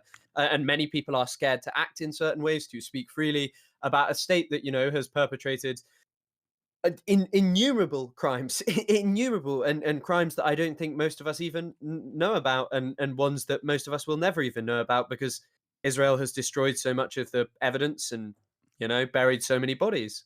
Yeah. Also, this video that we're watching, while people might look at it as like simple drama or whatever, but like this is a direct participation in that exact same cancel culture structure that we're talking about, that one that has real repercussions, and maybe in this administration, as a matter of fact, one that might have criminal repercussions, because that's what the Trump administration wants to do. All right, let's keep going. Posts from Israelis making fun of her by making pancakes with her face. It doesn't work like that. According to Al Jazeera, a report states the Israel-Palestine conflict to be the deadliest conflict ever for journalists. More journalists have been killed in Gaza than in both World Wars, Vietnam, Yugoslavia, and Afghanistan combined, says the Cost of War Project, with Israel's war on Gaza having 232 journalists. But what? He was. And I will say it once again, CPJ stated that since the war began in 2023, this has been the deadliest period for journalists since the CPJ began gathering data in 1992. Hila seems to imply that critics are uninformed. Why would Hila so confidently believe that Israel wouldn't bat an eye with Hasan coming to Gaza as a journalist? He happens to be one of the most prominent critics of Israel and quite a large voice for Palestine. Could it possibly mean that you might have a more biased view of the country when you are from there and have lived there for many years of your life? He's never been to Gaza, never been to Israel. He doesn't know shit about it. No, he doesn't. He does not. But he talks like with such authority. Oh my God. Maybe. Then someone in the chat calls Hila a child, and she says it's crazy. Bloodthirsty, vile children killers are dreaming about getting people killed. What a surprise. What reality do they live in? It's literally just a silly joke. I mean, can we all agree that it was a mistake for Hila and Ethan to start reading chats from a Twitch streamer that they have been obsessively harassing? While the statement is incredibly hyperbolic, it does stem from the fact that it's ironic because I also fucking ban people like that too. That's the other thing. She served in the IOF, even if she had a non-combative role. And yet she continues to read the chat and start to infer that these people are just being anti-Semitic. It's also like the Jews run everything kind of vibe I'm getting, because like, yeah, we'll send him to Israel and we'll get somebody to kill him. But what could be the most shocking part in all of this is when Hila seems to be on the verge of revealing something she didn't intend to. It's not a war zone, it's a genocide. Also, this is, if you want to know the constant stream of consciousness coming from Ethan Klein and Asmongold's audience, it's people like this that come in and say, yo, what's up, terror lovers? Sup, terror lovers? How big is your beheading spank bank, Hasan? I bet you love that shit. We ban this stuff on a regular basis. I'm only pointing to it right now because it just happened while we were looking at, Ethan and Hila reading shit that people are saying in the chat.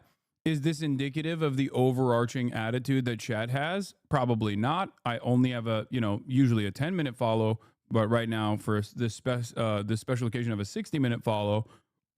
And as long as you follow for 60 minutes, you can actually talk. Now, I don't spend a whole deal of time talking about woe is me and look at me. I'm such a big victim, even though Islamophobia is a far more prevalent form of bigotry considered totally permissible in comparison to anti-Semitism, which is also a incredibly damaging bigotry and certainly exploding in popularity, especially as a byproduct of Israel's actions being packaged as being done at the behest of Judaism and defending the interests of all Jews. Having said that, however, there is no institutional allowance for anti-Semitism. Unless you're pro-Israel, then you can say whatever the fuck you want, as opposed to Islamophobia, a double standard that I constantly mention. And I think I might have mentioned with Ethan was, if you were to say someone should nuke Tel Aviv, you would get banned. And that's understandable to get banned for making a statement such as that.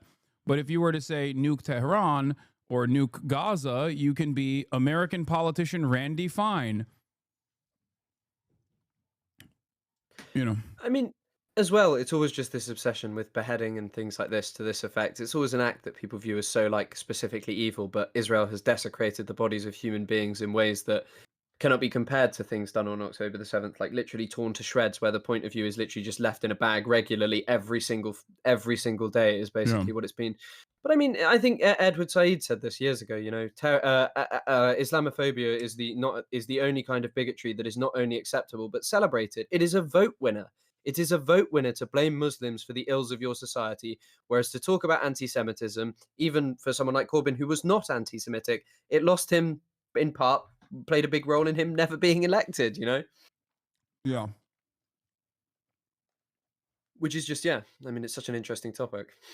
Monster 1 and female Monster 2. Oh, it's not a despicable. war zone, so we can't say that it's a war zone? That's not woke enough? He's going to say it's not a war zone, it's a killing field. No, that's what he's saying. It's not a war zone, it's genocide. Okay, you can go... Okay, call it whatever you want. It's dangerous, I admit that, right? So disgusting. Hila seems like she is mocking or downplaying the fact that the situation is a genocide, as if calling it a genocide is just about semantics rather than acknowledging the reality of mass civilian casualties and displacement. So would Hila also mock the wording of these doctors that have seen it firsthand? I've worked in a number of conflict zones in different parts of the world. I was there at the time of the Rwandan genocide. I've never seen anything on this scale, ever, and that was also the view of all the experienced colleagues that I worked with. In northern Gaza, with the military offensive that's been happening by the Israeli forces there, we're seeing clear signs of ethnic cleansing as Palestinian people have been forcibly displaced, trapped, and then bombed. Then Ethan's quick dismissal with, okay, call it whatever you want. It's dangerous, I admit that. Right. Reinforces this unwillingness to critically engage with the term, reducing a grave reality to a matter of preference rather than addressing its implications. After mocking Hasan for clarifying that it's not a war zone but a genocide, what are her thoughts on Holocaust survivor Arya Nair, who says this? You have concluded that Israel is guilty of attempting genocide. Yes. That's a very heavy charge. Yes. This one is particularly important because not only is he the Human Rights Watch founder, but he also is a liberal Zionist who personally said in the immediate aftermath of October 7 that Israel's actions or October 7 and the harrowing nature of October 7 warranted like military action from Israel. This is him changing his perspective after Israel very openly and deliberately denied humanitarian aid into the Gaza Strip. So this was a dude who personally was on board with a military campaign, sieges that have taken place prior, what some in Israeli politics calls mowing the lawn, operations such as that one. He saw that this was like a bridge too far.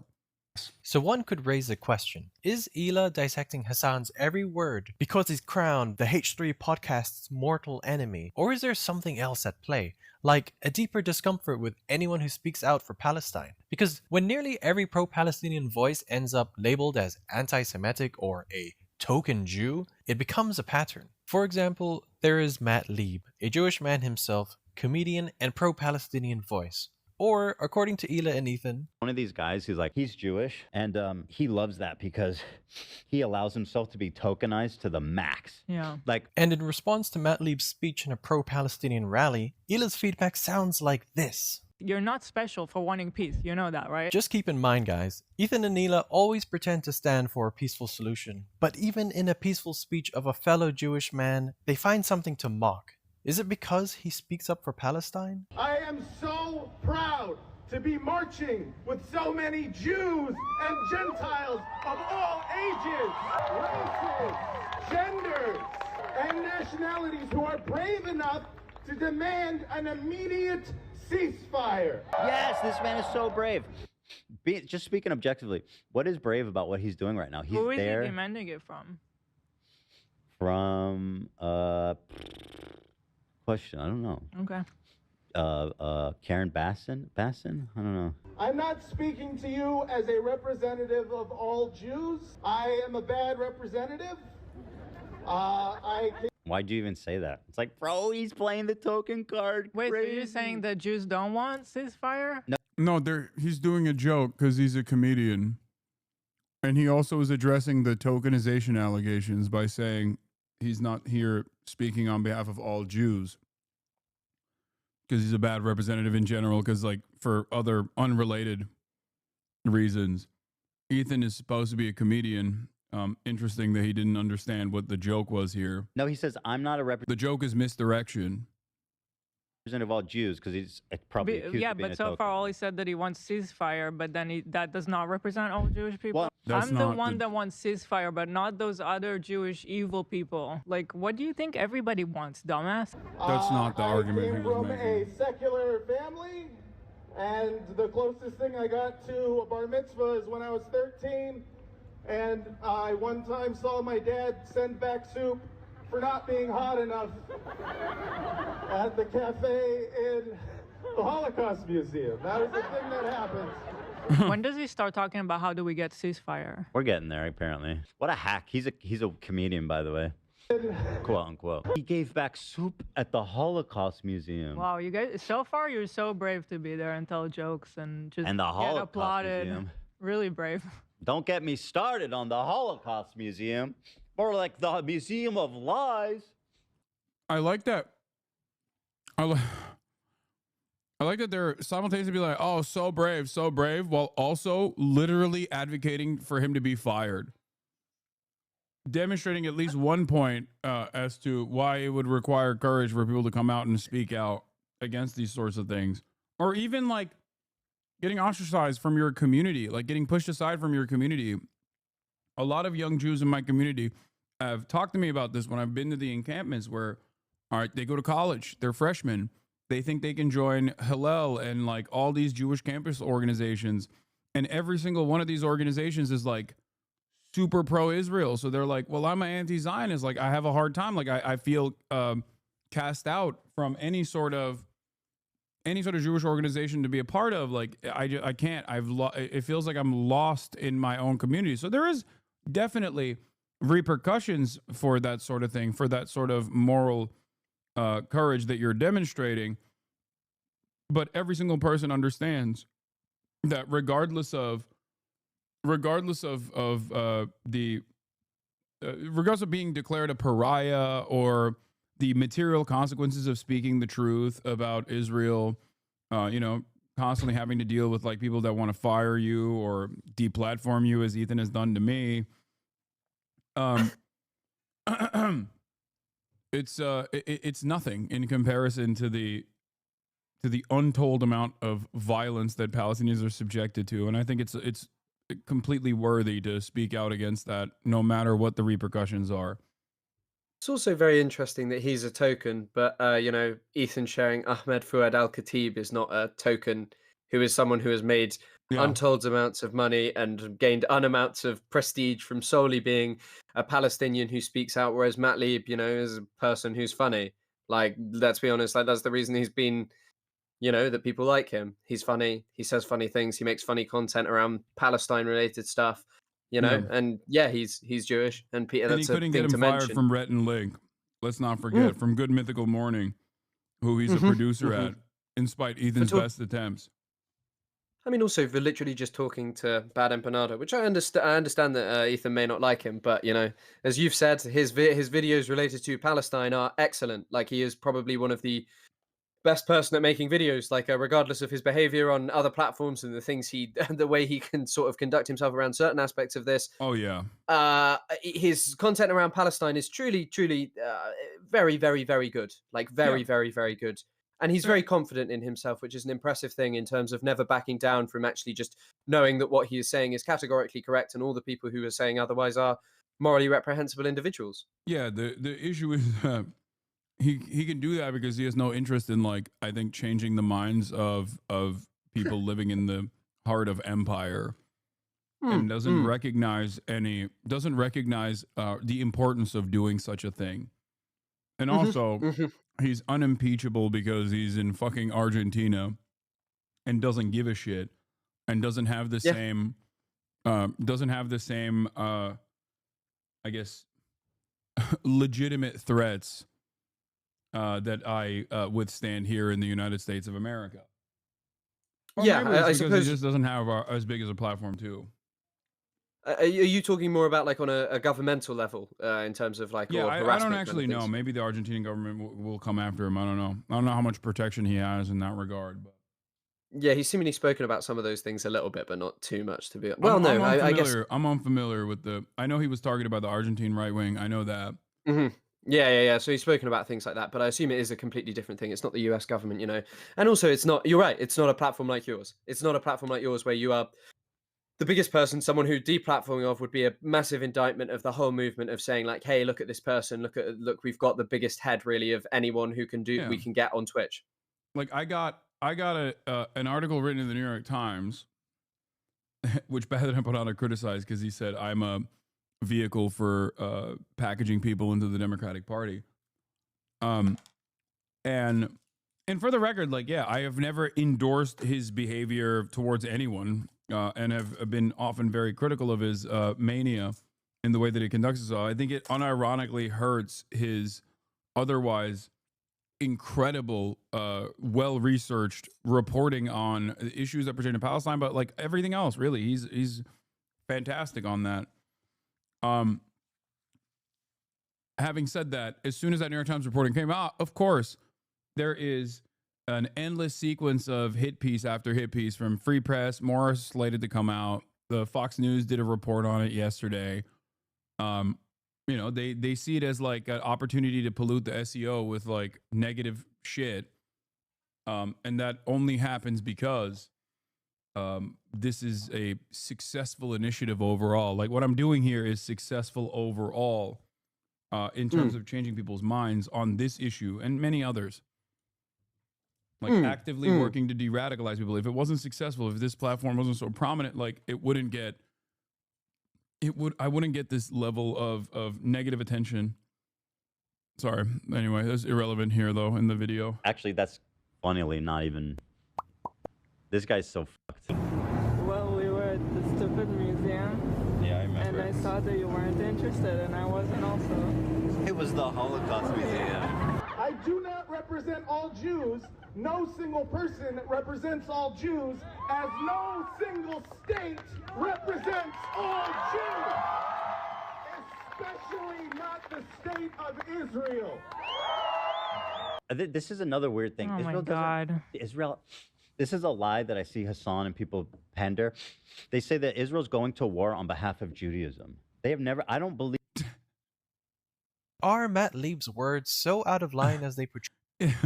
That is the funniest thing that he says, where it's like Israel's nation state for Jews law, the fact that it puts up menorahs in Gaza, the fact that they use the Star of David almost in the same way that the Nazis utilized the swastika at that point, and they put it on top of people's heads, Palestinian detainees' heads, that they use bulldozers to put Star of David's, like carve out on the face of the earth a Star of David in the middle of Gaza in a hollowed out like apartment complex.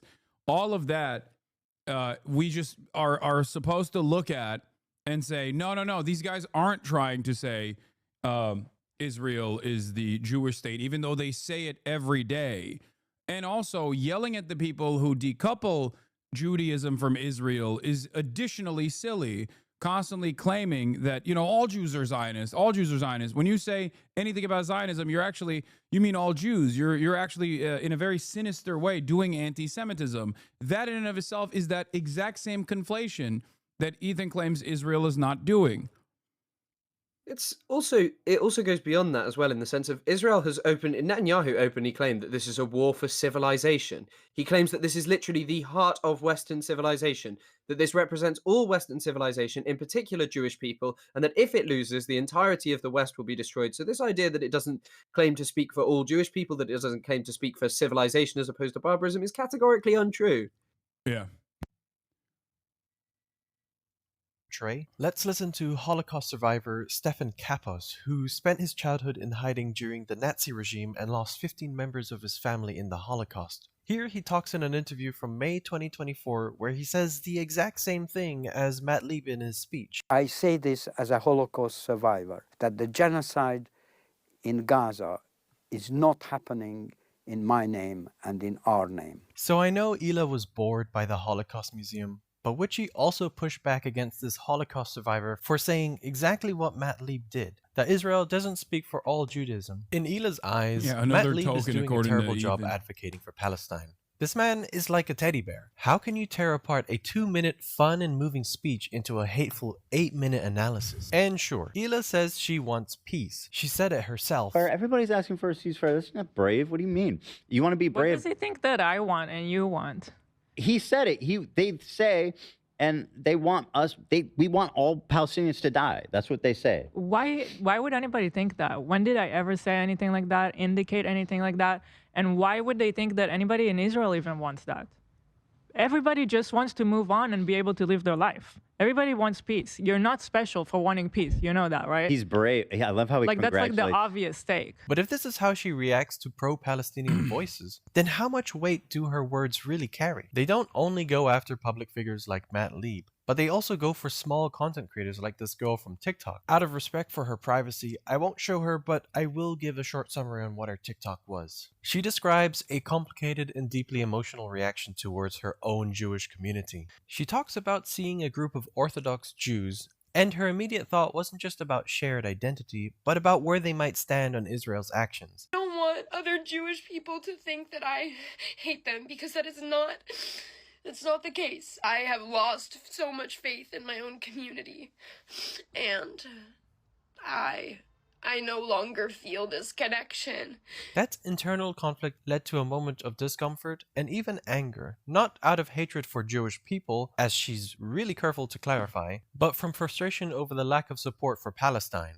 It's not about rejecting her identity, but about grappling with how it intersects with her morals and political stance.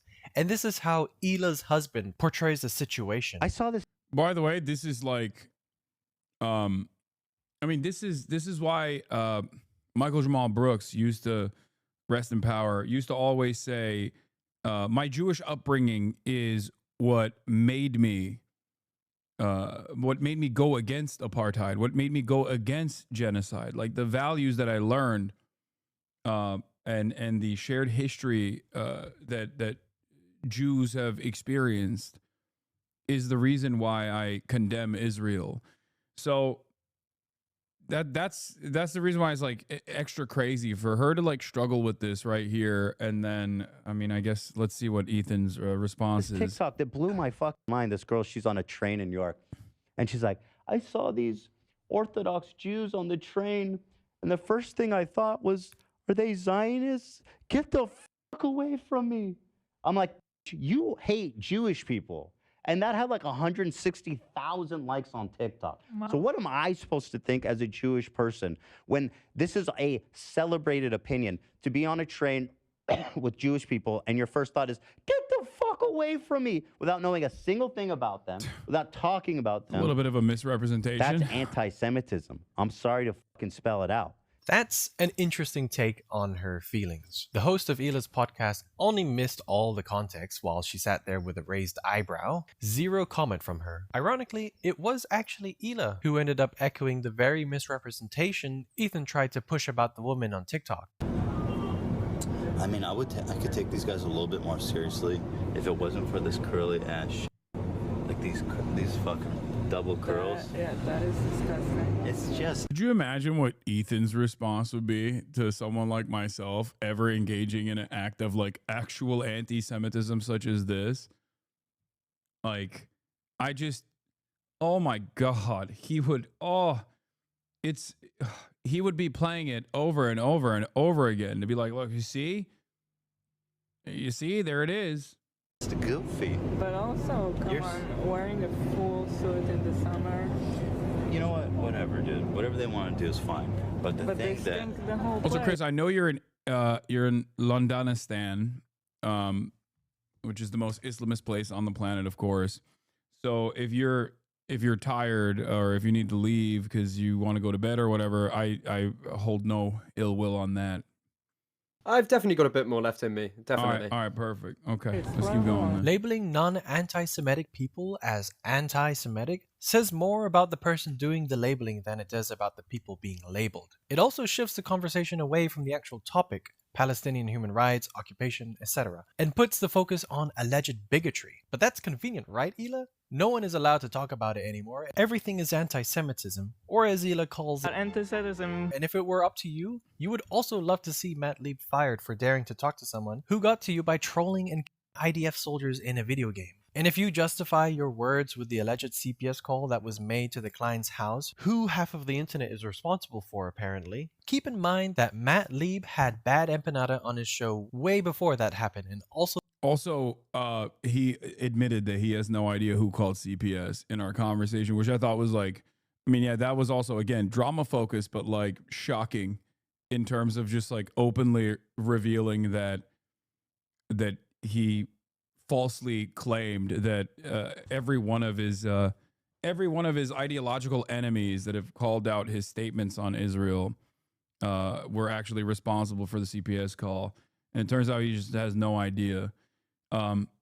He just said Snarkers did it on his story like 20 minutes ago. Okay, well, it's interesting because in my conversation he said, did I say the Snarkers called CPS, which he had done?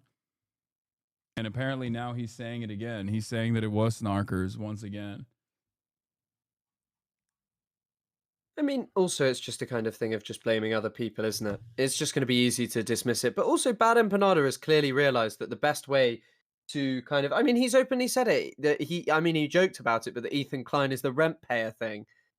Like, he's joked about it, but it's obviously just such an easy way to bait Ethan and Hila into talking about him, and also to get way more attention to his videos where he's just uploading talking about Palestine. And I understand I think obviously it's not a way I would do it at all in terms of the sense of like how, like of some of the things he says and does. But at the same time, it is like just an example of you can direct people to learning like things about Palestine and learning how to dismiss people who have really problematic views about Palestine by just, winding people up basically about something that has nothing to do with him. Like, because it's obvious that it doesn't. Yeah. So that YouTube is full of compilations of you guys harassing everyone left and right. Another instance of Hila using her words to show her deep-rooted empathy of the suffering of Palestinians is during the H3's Cope stream for Trump's inauguration day. Just the other day, Bibi fired a really good guy that a lot of people are pissed about, and he fired him because they had a disagreement, and that's like so Trump coded. Now, I know Hila doesn't like to hear. But she lived in Israel. She's obviously the most knowledgeable. I don't understand. Like, how could she have said, as someone who is against Israel's violence, how could she have said the defense minister during October 7, who in the immediate aftermath of October 7 said, we must shut off their electricity, their food, their water. We are fighting human animals. How could she have thought that he was a good guy, especially considering that at this point, he had already had a warrant out for his arrest for being a war criminal? Yeah, I find it particularly difficult to believe that neither of them knew who he was. I mean, Ethan clearly doesn't in the clip, but I think that they know. And also, I've seen people defend it on the basis of, well, he did want to end the war, but he wanted to end it because Israel had done enough genocide, in his opinion, that they'd achieved all they could, that there was no more point to the genocide. Yeah. Didn't come Hear from like people good of his mention heart. this because, in their opinion, they have dealt with the situation accordingly and put it to the books. Snark's greatest hits. Yeah, it this is. is Snark's greatest think he hits. Let's look into this a little deeper, and whilst we do that, keep in mind how she repeatedly tries to discredit the opinions of non-Israeli people who speak on the matter. I think Ethan has a lot of credibility to talk about it. He lived there for 5 years and he's married to an Israeli. No, you care about. It's funny to like sit in America and think that you know better than somebody who lives in Israel. Yoav Gallant was a military officer that served as Israel's Minister of Defense, and was also the same guy that said that he had ordered a complete siege on the Gaza Strip. There will be no electricity, no food, no water, no fuel. Everything is closed, we are fighting human animals, and we are acting accordingly. Gallant's declaration of a complete siege where Just good guy things, you know, even from the most like liberalized brain rot Marvel Cinematic Universe ass of like approaching politics, like that's not what a good guy would say. I don't think, you know, that's what a really good guy would say, like the best guy actually. But also, I think it's thinking about, you know, you mentioned how you use your platform to Ethan. You know, you think that you might know who this guy is if you cared about the Gaza genocide from talking about saying, hey, this is a pretty...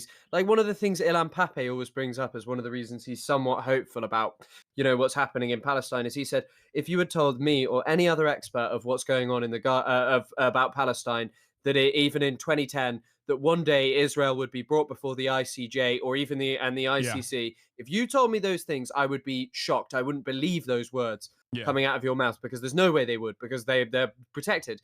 And to have just, you know, to be someone who says that you've dealt with Palestine when you know, that neither of you even knew that he'd maybe said that allegedly, you know? And Ethan also defended it on his story 100%. He said that something about like Hila wanting to end the war, and it was in the context of October the 7th, so it was okay to say, in spite of the fact that, you know, it wasn't just a statement. They did starve Gaza. They did turn the energy, the electricity and such off. Yeah. Cuts off all of these necessities amounts to collective punishment, which points to a potential breach of Geneva Conventions. I don't think you guys understand Israel. It doesn't work like that. Calling an entire population human animals is deeply disturbing. A really good guy did it. Dehumanization is a key tactic used to justify ethnic cleansing. Shouldn't have used that word. That was a bad choice. Alas, Hila, I mean Ethan, would soon find the error of their ways and created an apology video for this wrongful judgment. Now, usually, apology videos are titled things like this. So what title do you think Hila and Ethan chose for their video? Here are 4 options. What do you think it's gonna be? Making things right, let's move on, oops, I just like the vibes, I'm suing. Which of these very realistic titles is going to be the title for the video where they apologize for the mistake of calling Yoav Gallant? Okay, I'm gonna go, I'm suing. I think it's I'm suing as well. That's what I think. The answer is yes. The video where you can find Hila apologizing and explaining why she said Yoav Gallant, a far-right genocide enabler, was a great guy, is titled Hasan is a Weasley Little Liar. The stuff writes itself. So let's have a look at Hila addressing this error. Hello. I'm here to address something that happened on Thursday's show. We were doing our post-election cope. I genuinely don't understand how his fan base doesn't recognize what the fuck's going on at that point, where it's just like, how do you look at this? How do you look at this and go like, yeah, no, this is normal and not an unhealthy obsession? It's like if every single time I was attacked by like Fox News, and some fans in my community have tried to say like, no, Ethan is the reason why Fox News is attacking you. And I'm like, no, I don't think that's the case. I think they're attacking me because New York Times wrote a positive report on me. I'm sure they'll use Ethan's commentary in the process, but I don't think he is the figure, the shadowy figure guiding these things, right? It's because like there is a militant Hasbara operation in a network of newspapers in the West that will immediately tackle any kind of positive sentiment demonstrated towards someone who has expressed negative feelings towards the state of Israel. That's it. And like, imagine every time I get criticized, though, I was like, Ethan is so much worse or something. I don't know. Ethan is doing this. I mean, also, I guess it's just the fact of like, yesterday he was trying to call you a liar over and over again, and I'm not really quite sure as to what you'd actually lied about, as to what these serious lies are. Yeah, and especially just because cultivating. he openly admitted that he was wrong and he lied himself about me. Yeah, of course, and the amount of lies and the amount of just things that are said and just done over and over again without willingness to take accountability. Yet when a debater is in front of him, someone who actually knows what he's talking about, he doesn't care. He doesn't care. He can just admit it then and never confront the criticism. And actually, the thing I wanted to mention because I kind of forgot for a second, is it's kind of the dangerous part, though, isn't it? When you're telling your audience how beautiful and multicultural Israel is, and they are willing to believe anything you say or do, no matter how much it's just clearly not very congruent with the truth. Kind of shows you why it might be quite a dangerous thing to not really speak very critically of Israel. Yeah. Stream. And okay, hold on a second. Where is Hila? Why do we have this guy talking about this when Hila was the one that said a really good guy? Cabinet, who just yesterday was fired by Netanyahu because he wanted to end the war. And Netanyahu wants to continue the war, and therefore he fired him. Once he was fired, people in Israel took to the streets and are protesting, being a good thing. Okay, here is when she comes out to talk. We are 4 minutes in. Now, I'm just gonna put this over here, and okay. I feel like the reason I brought it up was mainly to express the frustration with Bibi and him firing the one guy that was somewhat, attempting at moderation. It wasn't really so much to say Gallant is a good guy. I shouldn't have used that word. That was a bad choice on my part, considering stuff that he has said that I was not even thinking of. Really coming from the concerning feeling of like, we have Trump in office and Bibi just fired the guy that is opposing him. That's all I was trying to say, but I do understand that was not a good choice of words, and I would not have said that again. So I'm stepping away for a little while from being on camera and being on the podcast. It's too much and it's not fair for everybody. And yeah. So, 52 seconds and 96 milliseconds of Hila apologizing. She's gone now, and we're 5 minutes in. The video is 14 minutes long. What could you possibly be talking about? Oh, right. The video is called Hasan Piker is a Weasley. Okay.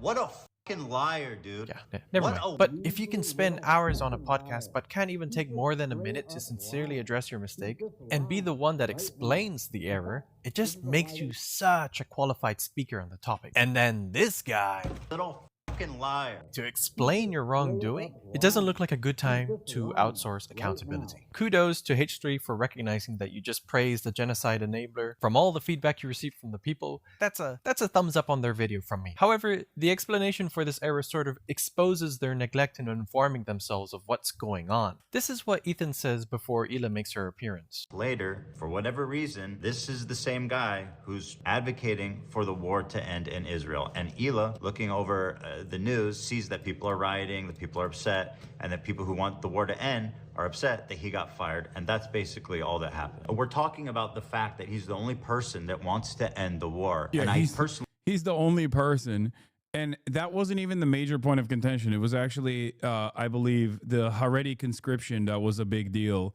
It wasn't actually. I might be mixing up my stories at this point because I've been covering this. I've been covering this genocide every single day, but I'm fairly certain that a big part of the reason. A big part of the reason was because of the Haredi conscript situation. I think that there was, even just from a quick Google, from what you're saying as well, I remember that being the case, that there's a big point around this, because it's a big point of contention in Israeli society that's obviously not of the main interest to most people when it comes to understanding it. It's like something that most people don't know about or are not that interested in. But I think you're right that it's something that they played at least a decent sized part in why he was removed. Yeah, he was also talking about invading Lebanon. Yoav Gallant was in favor of invading Lebanon, and also wanted to bring in the Haredis into forced conscription, even though they've had peaceful not peaceful. Sorry, what the fuck am I saying? Even though they have religious exemption because they're supposed to be doing religious studies. You really are a piece of shit, lol. Explain to me in a couple words why I'm a piece of shit, really quickly. You have the floor. Now that we also have a guest on board as well. I would like to hear your take, Sebson. Following since 3 hours ago, unfollowed, and then back at it. But yeah, what I was gonna say is, if you want to know more about the Haredi situation, it's because it's because they get religious exemption. A lot of Israeli society actually considers that to be ridiculous. They think that like the Orthodox communities or the settler communities especially are like welfare queens that don't give anything back to Israeli society and only take. That's like one of the reasons as to why they have resentment towards them. And Benjamin Netanyahu's coalition relies on the Haredi parties. Disingenuous liar. Okay. About what? That's not an explanation. I think generally they also pay way less tax and tend to have more children. And so most people in Israeli society, as you say, view them as welfare queens, Yeah. because they're not paying taxes. They don't do anything. And a lot of people as well. It's interesting. Ilan talks about this stuff that on the other hand, they view the secular Jewish state as they call it the Messiah's donkey. They think it will bring about the end times. But they also think that they're like basically stupid because they don't believe the same things as them. It's an interesting dynamic and obviously something that most people aren't particularly interested in. Yeah.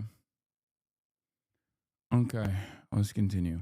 Don't understand how that's not relevant. Here from The Guardian, a left-leaning newspaper you guys all probably know. Here's a headline. Benjamin Netanyahu fires Defense Minister Yoav Gallant. I don't doubt Hila and Ethan would like for the war to end. She was operating off of the fact that this man had stated he wishes the war to end. But what does this say about how you read news articles and interpret them? Because from what Ethan said on behalf of Hila here, it sounds as if they're just reading headlines and calling it a day. And what was that about a certain someone that doesn't know a thing about this conflict? He doesn't know shit about that conflict. He's never been to Gaza, never been to Israel. He doesn't know shit about it.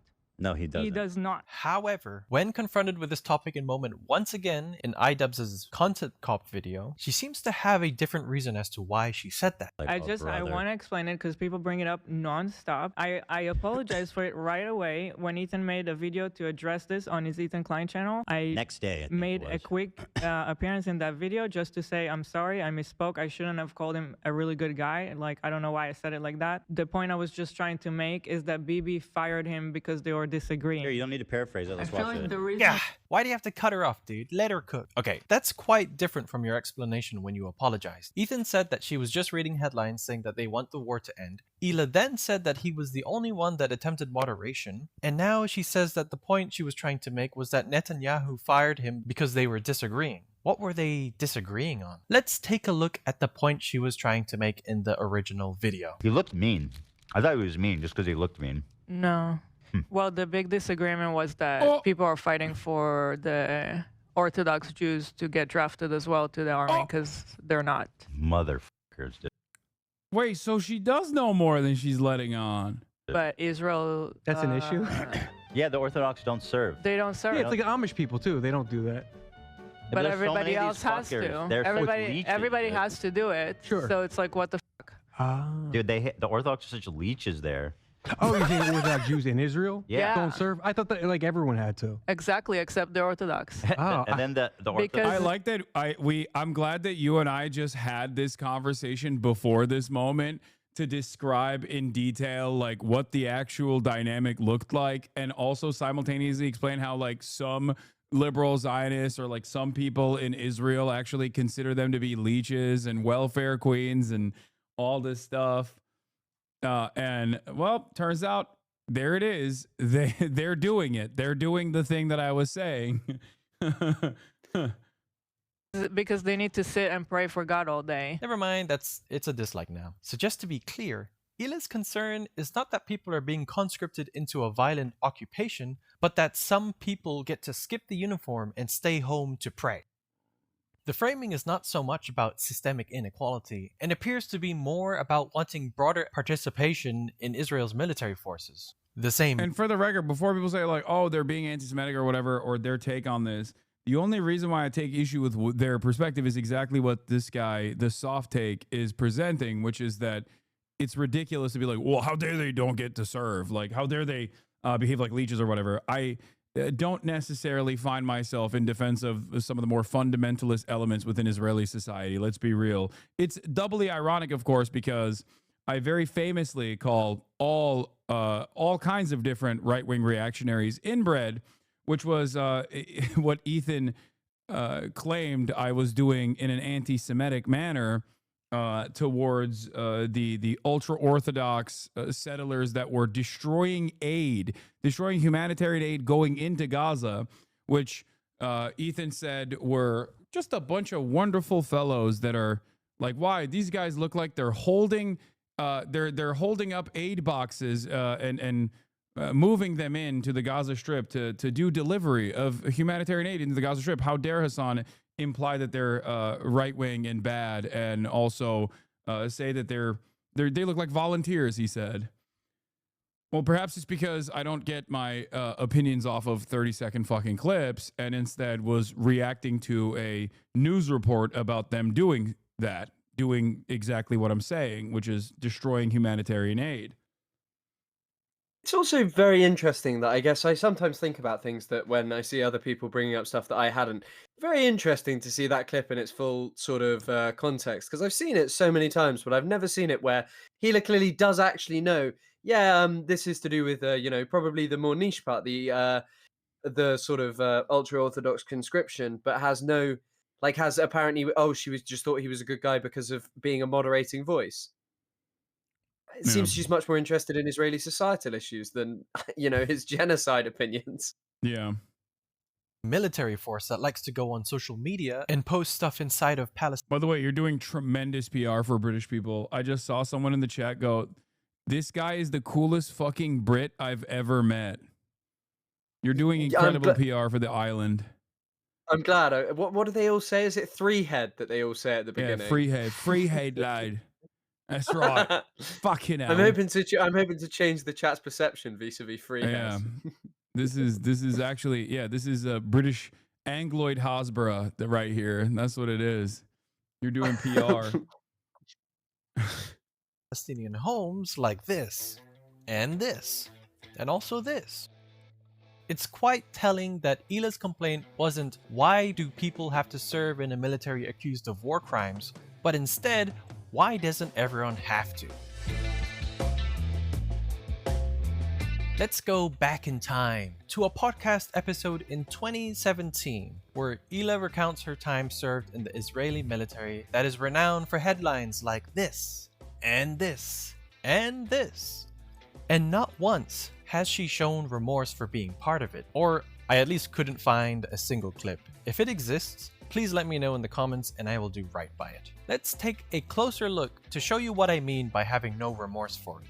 Hila was born in Tel Aviv. In the podcast episode featuring Hila, she explained that she attended the mandatory IOF service from around 2005 to 2007, I assume. The other option, according to them on the podcast, would have been 6 months in prison. She met Ethan while he attended a heritage trip fully paid for by, to quote Ethan, rich Jews from around the world to connect with fellow Israelis to get married. A very Zionistic event, as Ethan stated. But he didn't really care about that back then, and Hila was still part of the IOF back then. Eventually, she and Ethan lived in Israel together for 5 years before they moved together to America. In those years, Hila wanted to attend art school but got declined and applied again a year later. Why is this in my script? Hila proceeds to talk about how her military service began. How was your experience in the military? It was okay. It happened right after there was some kind of a second war in, where was it? In Gaza? I remember that, yeah. There was some sort of a small war. Yeah. When I was there, and as we can see, she doesn't seem to even know what war this was, and referred to it as a small war. The small war Hila is talking about is known as the Second Intifada. Wait, and just no. I thought it was like I thought she was referencing like I don't know, one of the. I mean, it doesn't matter. Even if they were talking about like any of the sieges that has taken place, which I guess would be like closer, so the timeline doesn't add up. But I never even thought that. Oh my God! It was during it was after the Second Intifada. That's crazy. Yeah, I think I was considering putting this in my video talking about it. It is really interesting that she didn't even know what it was. I just think it's kind of mad that you'd serve in a military, like off the back of that, you know, and just have no idea what anything that they do, anything that you're doing is kind of pretty. It's pretty wild. That's what the timeline matches up with, like the Second Intifada. Is that? Yeah, it does. I think Hila's born like I spent some time looking into this. I think she served in about, as he said, 2005, late 2005, early 2006. Oh, she was 18 in 2005. So yeah, it's like at the okay. So like okay, right on the heels of the Second Intifada. That's crazy. Yeah. And also, by the way, as I have noted, that although it was much more militant, the vast way that the way that the vast majority of people participated was still through non-violent actions. Yes, there was definitely targeting of civilians inside even Israel proper. However, the vast majority of people still participated through non-violent methods. That is what Andy Clarno says, and he says that is what people, because of course people protested and such. You know, people didn't just all engage in militancy. Yeah. And of course, if you look at the numbers, as is the case with the asymmetry of Israel's retaliation, the numbers do not favor Israeli restraint. Any sort of argument towards Israel being restrained in this circumstance. No, of course, and it's kind of this interesting thing about how now the Intifada is a word that is meant to mean like Jewish suffering as opposed to Palestinian attempts at liberation that were brutally thwarted. Or just the Arabic word for uprising, which in Arabic is like the Warsaw Ghetto Uprising is called the Warsaw Ghetto Intifada. Like, that's what this is, isn't it? The only thing that it might be is there is one... my friend just texted me because we spoke a lot about this. There is one in 2006 called Operation Summer Rain, which it could have been if she was talking about just Gaza, just to clarify, which is the one to do with, I think, Gilad Shalit when he was captured, because that's in June 2006. So I think that my friend checked this, and she actually said that quite possibly there is a 2006 Gaza-Israel confrontation.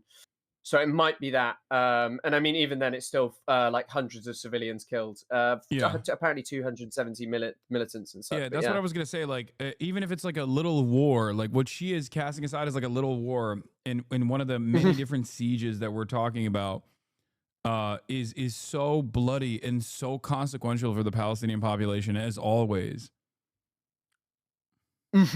Yeah, well, I mean, yeah, of course. It's nothing to just like cast aside is what I mean. You can only do that if you're like, like no one in Israel will ever forget October 7. You know what I mean? They're not going to be like, oh yeah, it's just like a little thing. It's just like, they wouldn't be like, oh, there was a little bit of militancy or something, like when referring to October 7.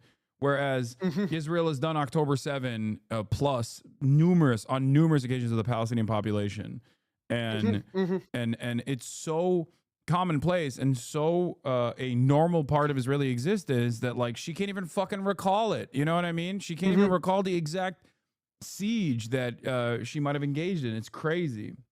Just to give you a little bit of context, the Second Intifada was an uprising from Palestine, largely a response against Israeli occupation of Palestinian territories, including the West Bank, Gaza Strip, and East Jerusalem that began around September 2000 and went on for about 5 years. It was triggered by years of facing systemic oppression, restricted movement, and military crackdowns, all by Israel. No word from Hila about how Palestinians faced really harsh living conditions under occupation, which included severe disruptions in daily life, including food and medical shortages. What's more is that the Second Intifada actually shaped the policies and military doctrine of the IOF. IOF's approach to security, surveillance, and control over Palestinian territories today is actually deeply rooted in the Second Intifada. The normalization of collective punishments, the construction of the separation wall, the expansion of settlements all have their origins in this period. The death toll was highly disproportionate, with Palestinian casualties vastly outnumbering Israeli ones. Why does Hila not mention any of these? If she personally did not participate in war crimes, she should be willing to confront these uncomfortable truths when discussing her IOF service. Anything less risks erasing the immense toll it has taken on Palestinian lives. Her detachment from the suffering experienced by Palestinians is quite telling as to how much she cares about any of this. So my job was to, like, when they send officers or like people to go serve, I had to like logistically help with their hotel or a room, things like that. But it was all on the computer. It just felt like It's a secretary. Yeah, and it was. I don't think, for the record, I don't think that she participated in anything beyond a brutal kidnapping of a Palestinian that is illegal in nature, because every Israeli occupying force operation in Ramallah or the West Bank is de facto illegal. There is nothing that the Israeli occupying force can do in the West Bank that is legal, okay? They are illegally occupying the West Bank. It's Palestinian territory.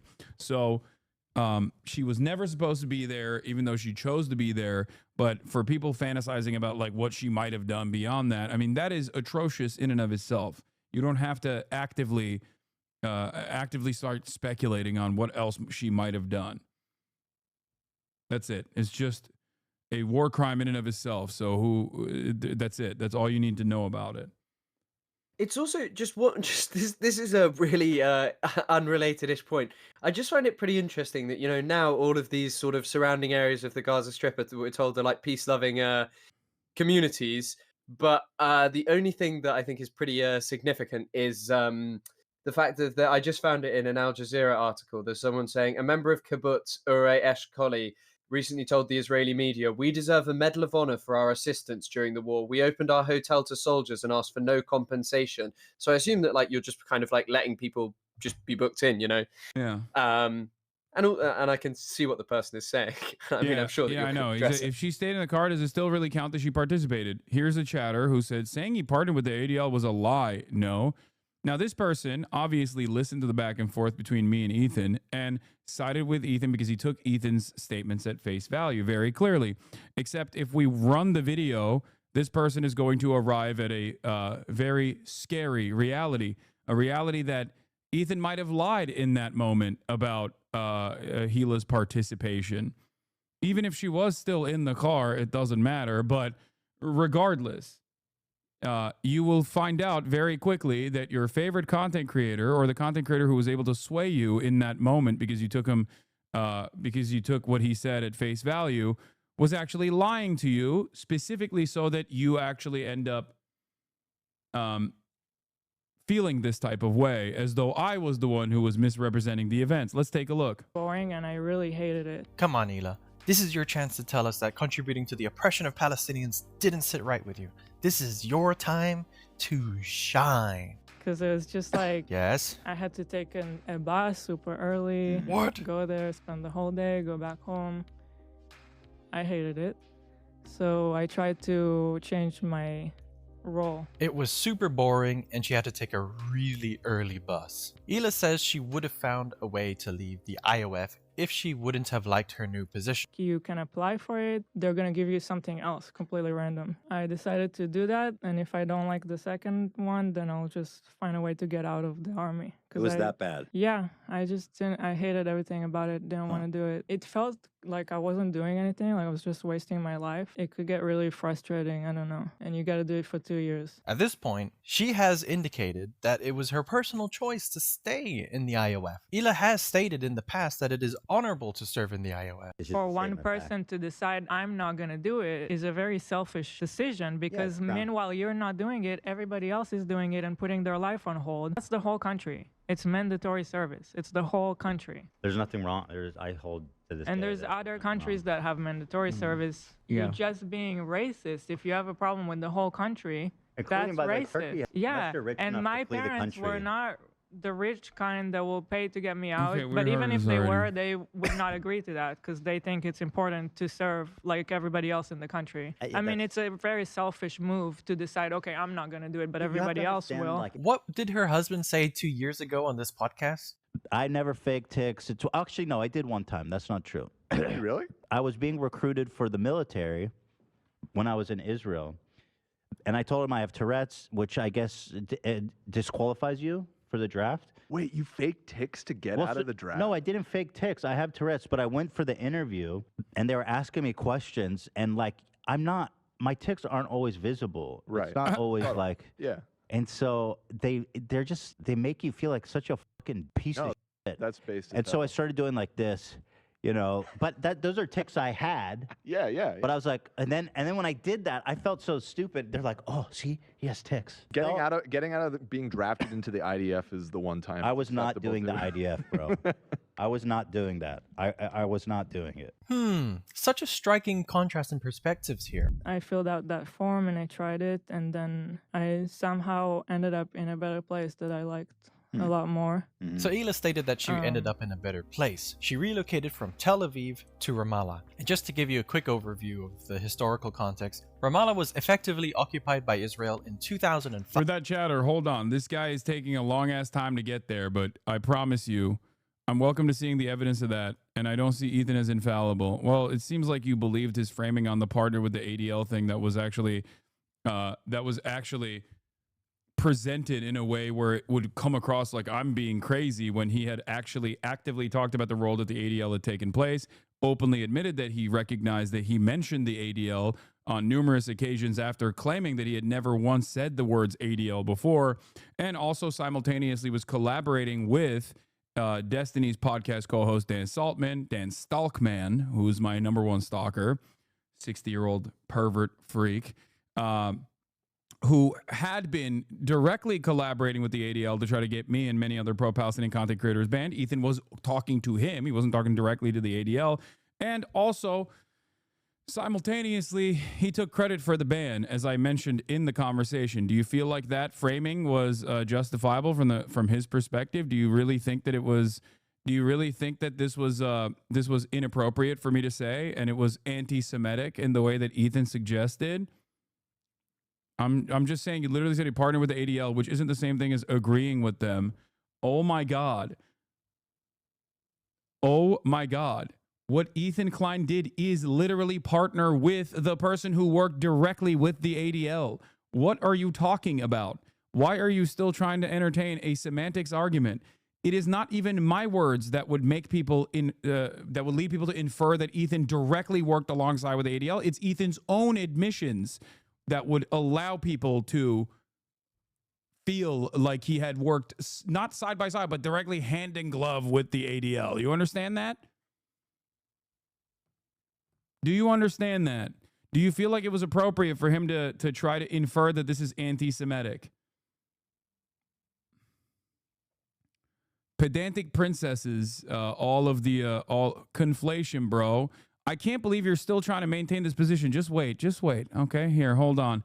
I want to hear what kind of defense you have after she describes her limited involvement. Despite being officially part of the Palestinian Authority, Chris, under you get the to see Oslo the real Accords, Hasanabi the experience. Israeli army controlled access to and from Ramallah, with roadblocks and checkpoints severely restricting Palestinian movement. I somehow ended up in a better place that I liked. Her new position was apparently another secretary job in the Dutchifat battalion. The new one, a base that was far from my house, so you go there for the whole week and then you come back for the weekend. So you preferred that? Were you gone for a whole week? I did. Interesting. Why? It was kind of like just more of an adventure, more of a different experience. I preferred Just than war to just crimes, go to a you know? boring job, sit on the computer and go back home at the end of every day. I don't know. I was in Dutchifat, that's in charge of the area of Ramallah. That brigade has like a main officer, so I was his secretary. Okay, so you were right below the big boy. Mhm. Cool. Under the big boys. Cool. It's hard to explain, but for some reason it was more interesting. I enjoyed it more. You told me once you went on like a mission with them Mm-hmm. to like a terrorist city. Ramallah, like calling Ramallah a terrorist city when you are de facto, by Ethan's own admission, the terrorist terrorizing an area that you are not supposed to be in, that you're in illegally occupying, engaging in acts of military occupation. That is what is at the heart of this dynamic, and the way that Westerners receive this information, and the fact that they will never understand that it is actually Israel that is terrorizing Ramallah, and that Ramallah is not a terrorist city, but any by Ethan's own admission, once again, because he said West Bank settlers are valid, legal military targets. Like if someone were to kill a West Bank settler, he said that it would be valid. That's an extreme perspective that, for the record, I literally am against on a pacifist principle, on a humanitarian ground, and is the reason why I believe in a one-state solution, because I think it's like impossible to remove 750,000 people from now these occupied areas. Okay, Ethan's own perspective on this is like supposed to be more extreme than mine. Okay, let's take a look. Yeah. That was kind of a crazy story. Yeah, my officers and like the soldiers in that brigade, they would go every night on a raid in Ramallah to arrest terrorists. So one time I wanted to go with them just to experience it. Why, you just were all of a sudden had an urge to go with them? I just wanted to see what it's like. Right. I wanted to see it. They took me with them one night, even though they weren't supposed to. You're driving in this like Jeep that's bulletproof. So I was in the Jeep. As soon as we entered Ramallah, the people in the city started shooting us. Wow. And I heard like a bullet hit the Jeep like right next to my head. Did it like dent or just No, you you heard just hear it. I mean, it was just interesting. They were shooting. So someone. I'm also going to we will put on the speculation alert here and say that there is a very low likelihood that it was actually a bullet that hit their car, but instead was either a stone or at most a stone, at most a rock. There's also something else to note about Ramallah specifically. It's in Area A of the West Bank. So it's technically not even somewhere that Israel should be under the Oslo agreements. They have this clause called hot pursuit, which is like some bullshit law they put in. So they're actually allowed to go anywhere in the West Bank. But even in terms of if you believe in the two-state solution, right? Like it's not even just occupied land. This is an area where Israel specifically stipulated under the Oslo Accords that they were not to be. So if you are a big two-state believer, why on earth you would think it was okay to go to Ramallah and call it see it in this kind of way as obscene? Yeah. Someone actually was shooting the car when you went in there right away. Yeah.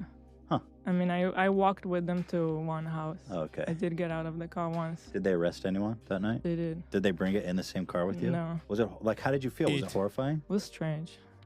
Very, very weird. How so? I don't know. Just.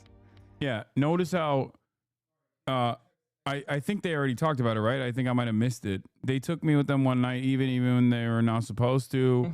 But they were So someone actually was shooting the car when you went in there right away. Did he already mention it? Did I miss it? I mean, I walked with them to one house. Okay. I did get out of the car once. Did they arrest anyone that night? They did. Did they? Yeah. She said, I walked with them to one house.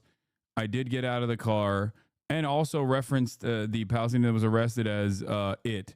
Let's see what you have to say. I don't think it was appropriate. No, I don't know. Well, you haven't responded since this was directly contradicted. Maybe there's going to be a point where you actually shake away from the stupor that you found yourself in, where you just think that Ethan is whenever Ethan says no, that's not what happened.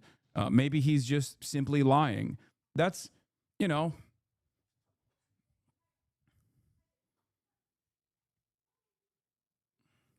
They bring it in the same car with you? No. Was it how did you feel? Was it horrifying? It was strange. Very, very weird. How so?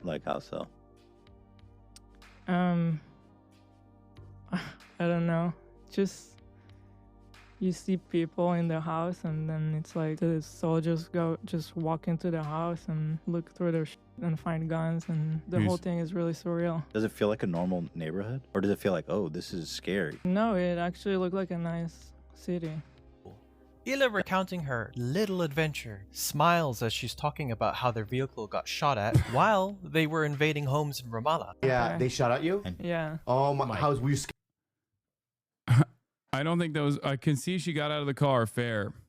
That wasn't the point, dummy. My point wasn't that whether she got out of the car or not. My point was that you believe everything that Ethan says, and you should have perhaps at least the same degree of skepticism that you apply to my commentary to Ethan.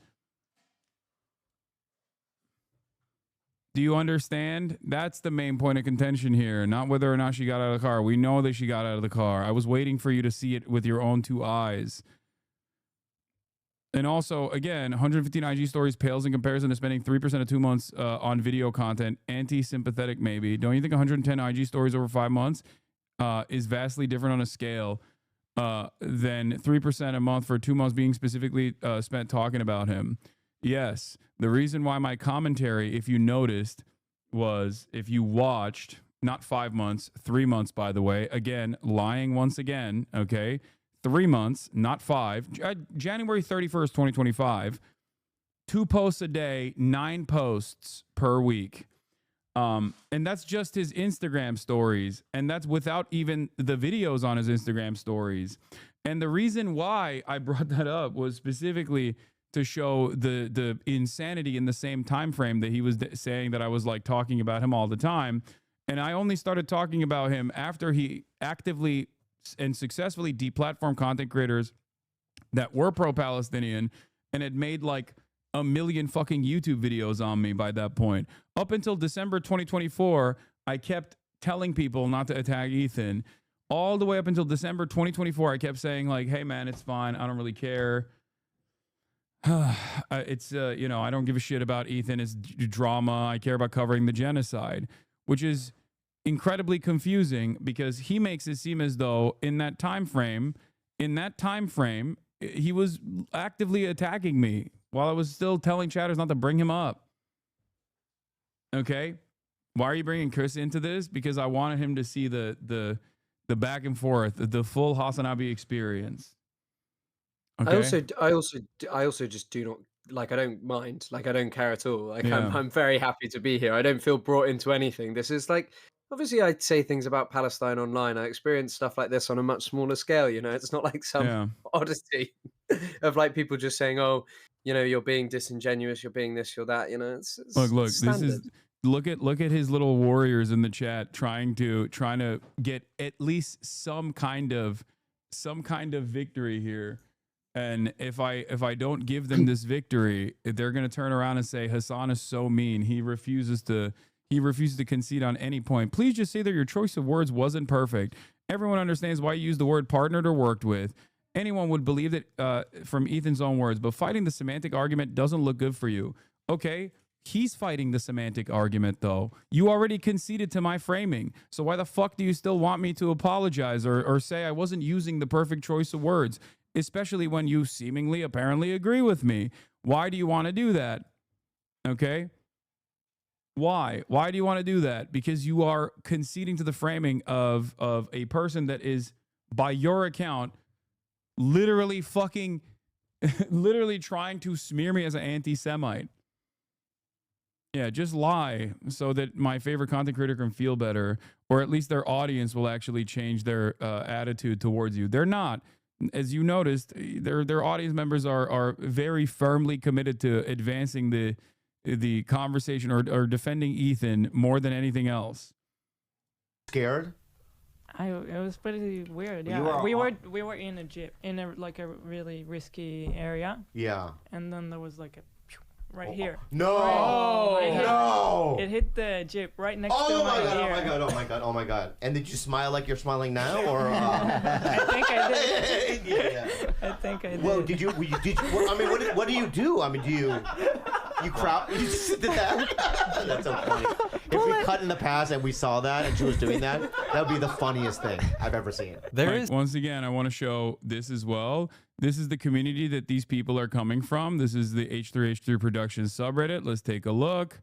Okay. After seeing the title of Hasan's latest video, Asmongold thinks Hasan should be banned from Twitch for blatantly supporting terrorists. Once again, partnering with the largest right-wing content creator who has said very suspicious things about the Holocaust and Nazi Germany in the past to actively deplatform the largest progressive content creator in North America.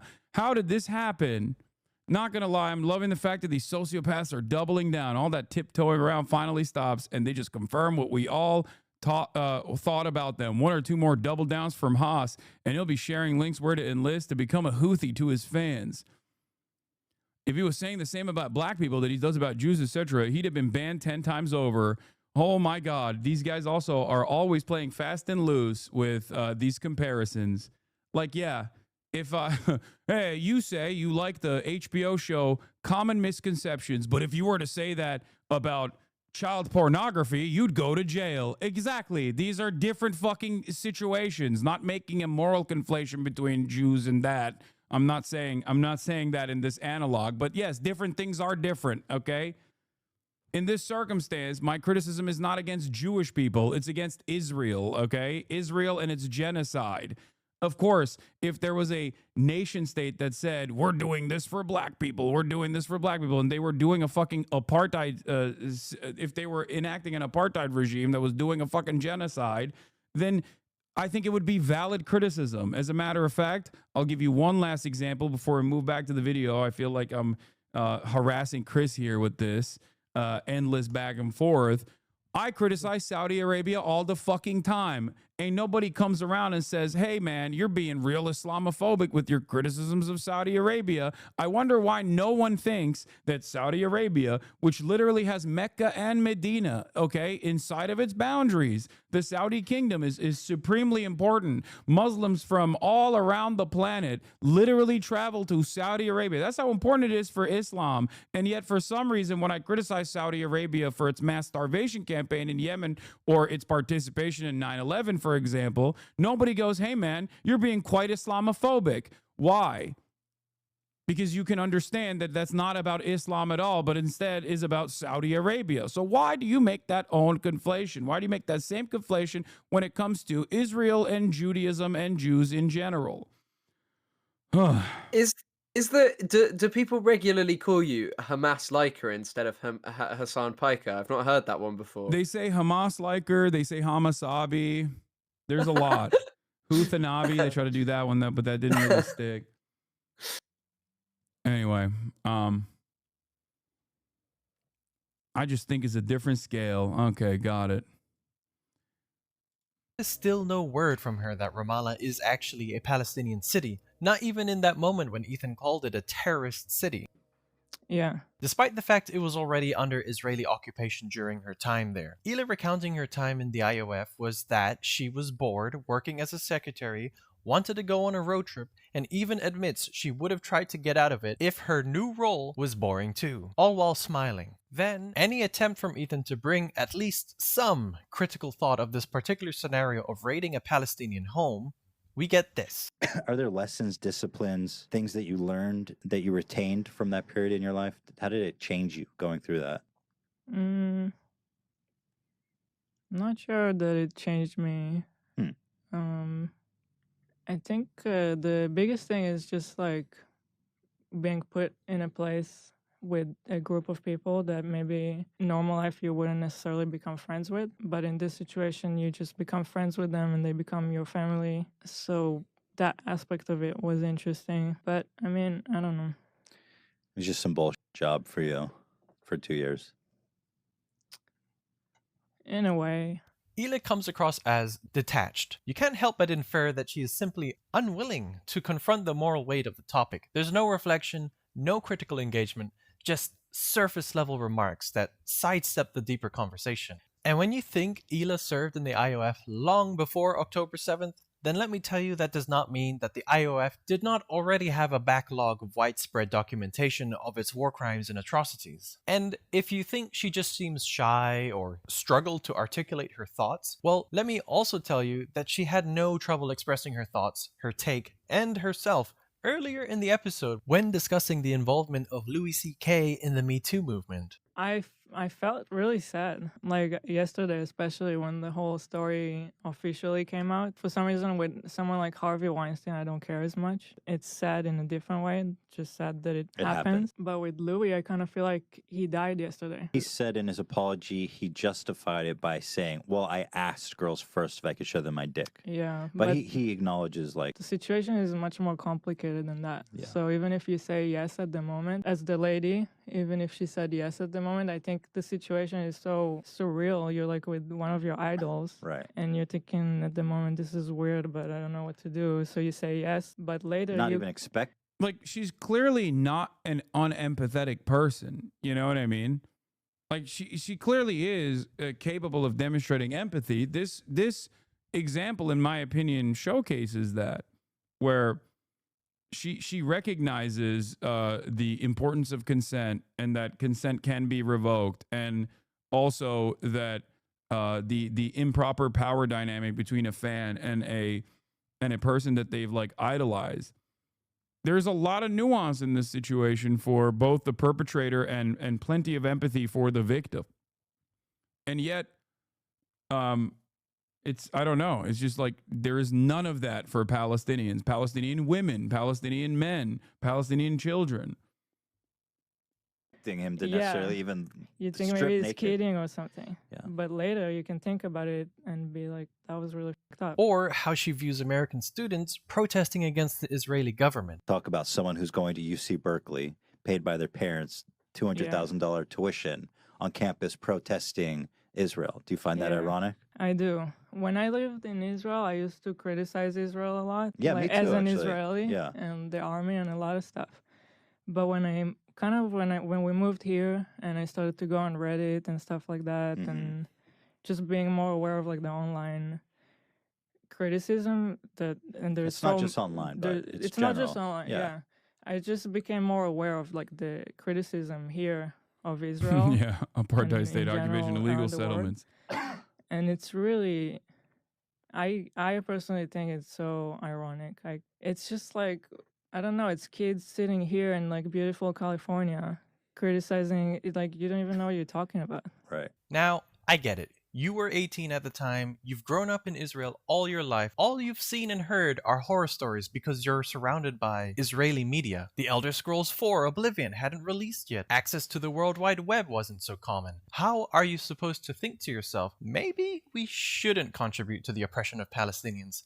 I don't want to go to jail and have a hard time getting a job. I have no idea that in 2025 I'm going to get paid to crash out live on a podcast. Like in this same episode when she talks about her perspective as a child in Israel. Let's say less specific criticism, a more general, like they build a wall and Israel should be a one state with Palestinians and Israel's all living together. They should reduce the borders and remove the gate. That to me seems like super ignorant. It is, because when I grew up, I couldn't really take a bus. I was afraid of blowing up. Right. And now it doesn't really happen. So the wall did help. So should we Can not you have a explain- wall? Can you explain about the wall for people who don't know about it?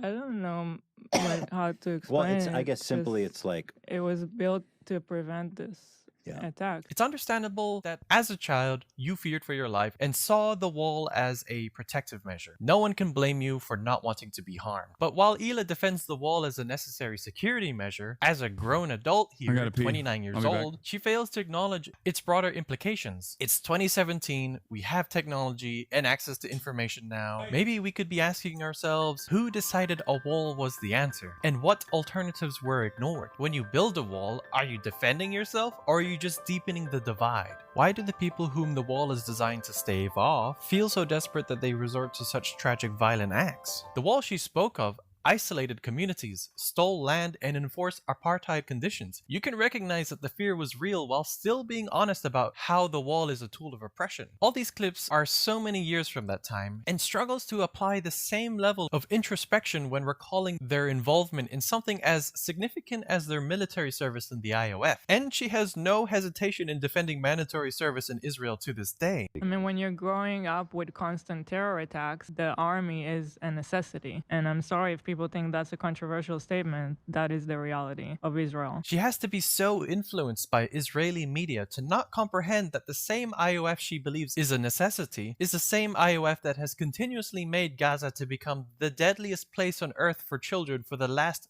3 consecutive years. Every time she gets called out or criticized for things she said on the podcast, she gets super defensive and brushes off any critique or concern about this in such a annoyed, guilt-dumping and condescending manner. Let's remind everybody how old that was. That was like so long ago. Which Narc's greatest hits. Yeah, it this is. is Narc's greatest I think he hits. may- This is just like, I can't take this seriously, but I have to because this is crazy. This person doesn't know what they're talking about at all. This is where my pussy ass comes into play, where I always say it's not about what you've done, it's about what you're doing right now.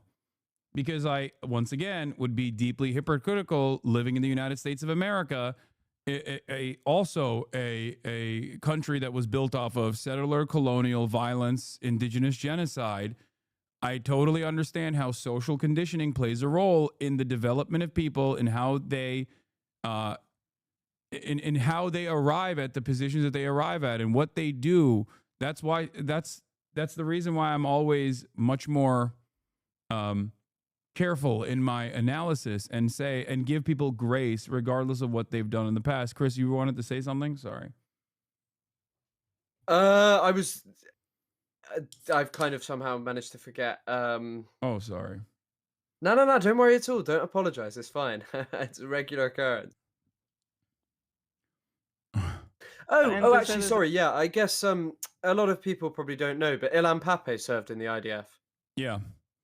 Like, Ilan served, and he said he spoke about, like, where we asked him once, like, oh, why did you change your opinion about all of it? And he was like, it's literally because I started reading history and I kept asking my professors, I kept asking them, why is there just a bit that doesn't make sense? Like, why is there this bit just missing? And they just don't worry about it. And, he kind of said, oh, I didn't feel that was a reasonable position. And I mean, this person noted it, but just like, it's mad to hear the thing about the wall. Like, the wall was intentionally built to take away Palestinian land. Yeah, exactly. That's the whole point. It's not about what you've done. It's always understandable that no one is above propaganda. Everyone is susceptible to social conditioning. It's very powerful. It's more so about how you reflect on those actions and then how you atone for your past mistakes. This is why when Ethan asked me, like, oh, well, you knew Hila had served in the IDF. Like, I had never even considered it. I didn't even know that she had these sorts of positions. I certainly didn't know that she had also participated in an illegal raid in Ramallah. But, for me, if she was a staunch anti-Zionist, why the fuck would I ever criticize her? I would never do that. You think about how these narratives scare you, but then you reach a certain point in your life and you just think you might want to engage with them and have, like, a deeper thought rather than just refuse all challenges to your ideology and decry them as anti-Semitism. Yeah. In other countries that have mandatory service, you're just being racist. If you have a problem with the whole country, Ethan is allowed to point it out. And also, if that's too much for you, maybe get off the internet. You don't have to be the one that is out there in the field with a weapon in your hands to contribute to the oppression of Palestinians. You also actively contribute to the oppression of Palestinians when you are a low-level secretary behind a desk, managing the life of someone so that they have more time to unalive Palestinians. And you are more of a contributor to this when you actively seek out a role you can enjoy more and then accept it because you were so bored. And what does it make you when you participate in a raid in a nice Palestinian city just to watch what's going on because you were curious? And I'm not asking her to get on the podcast right now and apologize for what you did 20 years ago. I don't need to ask someone for something that maybe warrants a response. This type of attitude towards her mandatory service is a contributing reason as to why people not only see you as someone without a good take, but also a soft take. Thanks, guys. Subscribing is free. And despite the countless credible news articles that exist available at your disposal, just look at this clip of them reflecting on this podcast in 2023. Arrest anyone that night? They did. Did they bring it in the same car with you? No. Oh, different car. There's a few. It's November 2nd, 2023. Gaza is under relentless bombardment. Thousands are dead, most of them civilians. And Hila, an Israeli who served in the IOF, is on camera watching an old podcast clip where she talks about her military service. You'd think in that moment she might say something, reflect, acknowledge, criticize, but no. She just sucks on a lollipop. This is the same person who insists no one else can speak on the conflict unless they're Israeli, not even Jews from outside the country. And yet, when given the chance to speak from that so-called position of authority, she says nothing while the bombs fall. However, Ethan has something to add. It's so complicated. Yeah. From their perspective, it's like, these guys. But they go specifically to... Oh my God, I'm almost like even empathizing with the Palestinians in this clip. Oh My goodness. A round of applause for this hell of a man. Voices for Palestinians Instagram. Put that post back up. By God. Yes. Yes. Fast forward to February 7th, 2020. Yeah, his fans try to use that too to be like, dude, he's so pro-Palestinian. He's so pro-Palestinian. Like, yeah, that's the reason why I thought he was. I did. For the longest fucking time, I was like, he's probably a liberal Zionist who can be like moved in the direction of anti-Zionism as many as many American Jews have in the past. You know what I mean? Like that was my estimation, and I think I was wrong. 25, and Hila getting a Star of David tattoo. Ethan says she's embracing her identity. Sure, that's one way to look at it. Although I must say that this pose with this tattoo could leave some people to wonder what's happening here. And when the backlash rolls in, with people calling her out for the tattoo, some even comparing it to a swastika, she's suddenly ready to speak. She's not silent then. She's fully here to talk about the anti-Semitism she faces and call people out. But where was this voice when the hard questions about Israel's actions were on the table? Where was the voice when it was time to acknowledge the responsibility tied to her identity? When watching this, it left me with a weird aftertaste. When she watches Hasan use the word genocide in regards to Israel's actions, Oh, it's not a war zone, so we can't say that it's a war zone? That's not woke enough? she gets snarky and defensive. The crickets are still cricketing about her lack of public criticism in regards of almost everything Israel does. But when it's time to defend her right to wear a symbol that, let's be honest, not only represents Judaism but also Israel, she's loud. She got the words to speak up. But when it's time to speak out about the actions of her country, the silence is deafening.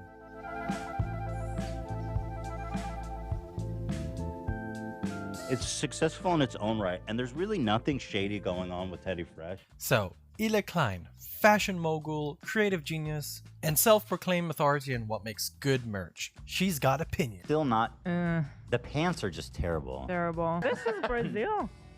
What? My goodness. Why are they not more swag? And especially when it comes to Hasan Piker's merch. Wait, so why is he dressed like that?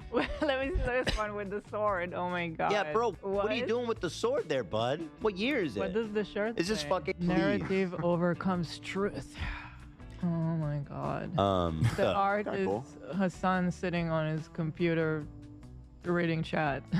I like the art on all of it. I agree that the captions make it kind of. It's the concept. Yeah, the art. I have no problem with the art at all. In her eyes, his... For the record, Union made, American made, ideology.shop. And also every single drop that I do is surrounding a specific political issue that is like breaking my brain. And the last one was about misinformation. That's why I say it's some of the things that I say regularly, like narrative overcomes truth. You know, if you guys wanted to know. But it is pretty funny that they're shitting on my merch. You know, I'm not going to say nothing. Look, there's some pieces that I used to wear and actually did enjoy wearing, and some that wasn't so great. Okay, that was what really pissed off Ethan. I wore the Kai baby tee yesterday, and the lady at Sephora loved it and my outfit. Hell yeah, Yubi. His photo shoot is cringe and themeless. For someone that is the creative force behind Teddy Fresh and seemingly wants to be a fashion mogul, you don't have to like Hasan to understand there is a deliberate and recognizable theme here. Aestheticized political rebellion through modern streetwear with a mall ninja vibe leaning into satire. Is it so hard to recognize that? Now, I'm not saying this because I'm upset that someone said mean things about his merch. This is just a great example of how personal bias can make someone look like a huge hypocrite. Because if you're going to critique someone else's brand, your own better be good. And that brings us to Teddy Fresh. Oh god, is this guy gonna rip into Teddy Fresh? Uh-oh. How what does how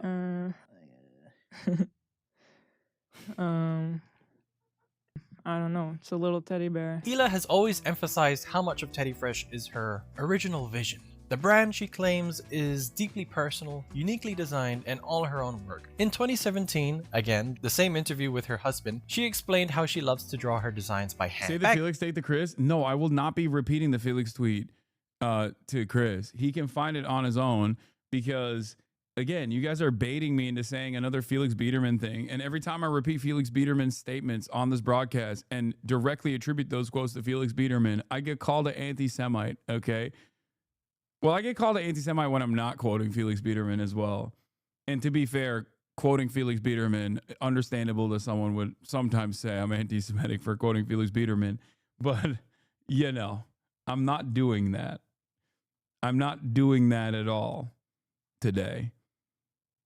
Could someone in the chat she was please still in leave the a statement? process of understanding their own concept and developing Teddy Fresh. Now, 8 years later, I wonder if Hila found her concept. Because what we see a lot of in their marketing is this kid core. Adult models dressed like kids and presented like kids and teenagers, paired with environments that contain things like a poster with the words on the wall. Referred to as lolly. What's that? It's like a genre of hentai where the girls are very young. And it's interesting to see her reaction to this because her own brand's marketing sometimes leans into aesthetics that aren't, of course, the same thing, but kind of in the same neighborhood. And I can't believe I'm about to say this, but like on the aesthetic front, I don't, you know, it's not my cup of tea, but I think this is a little bit of a stretch. Okay. And this has nothing to do with like Hila Klein and her activities and fucking like, it's just, I think it's you know, it's a little bit of a stretch. It's a personal, like there is clearly some kind of artistic vision here. Okay. It's not for me. I don't really care. I feel like, I mean, this video was so good for 59 minutes. You know what I mean? Where he was like diving into like serious historical reference points and describing what she was doing as like being pro-Israel and why people can arrive at that position. This part I don't really care about that much. And those themes paired with featuring young children, also with their faces unblurred, is undoubtedly critical. I just want to say that this is quite irresponsible and that if the issue is about how people present their merch, then Teddy Fresh needs to take a look into a mirror. Now let's talk a little bit of Control-C, Control-V. There have been a few instances where Teddy Fresh had been accused of dipping a little too deep into the honey jar of inspiration from fellow designers. Some might even say they snorkeled. Now, I just want to be clear that I am not accusing Teddy Fresh and the people behind it of stealing designs. I just want to point out some similarities here. The Teddy Bear X-Ray long sleeve tee from 2021 is particularly interesting because two parts might appear as quite similar to two separate designs. This is a long sleeve tee from Philip Klein. It looks like the body was... Oh no. Ew, Philip Klein. Oh my God. Chris, I don't know if you're a big fashion guy, but I always joke about how the only people that wear Philip Klein are like cryptocurrency sharks and pedophiles that live in the state of Florida. This is nothing to do with Teddy Fresh. I'm just shitting on Philip Klein for the record because it is, oh my Lord, it is like the ugliest shit. It is the Richard Mille of brands. What Richard Mille is to watches, which I also don't like, and maybe a lot of the big face enjoyers are gonna fucking get mad at me for that. But Philip Klein, as someone who enjoys the art of fashion, I can't stand Philip Klein.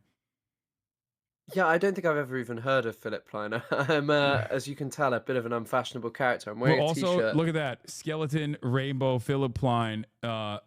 Exactly the type of shit that I despise with Richard Mille. That's what came up. This is the type of shirt.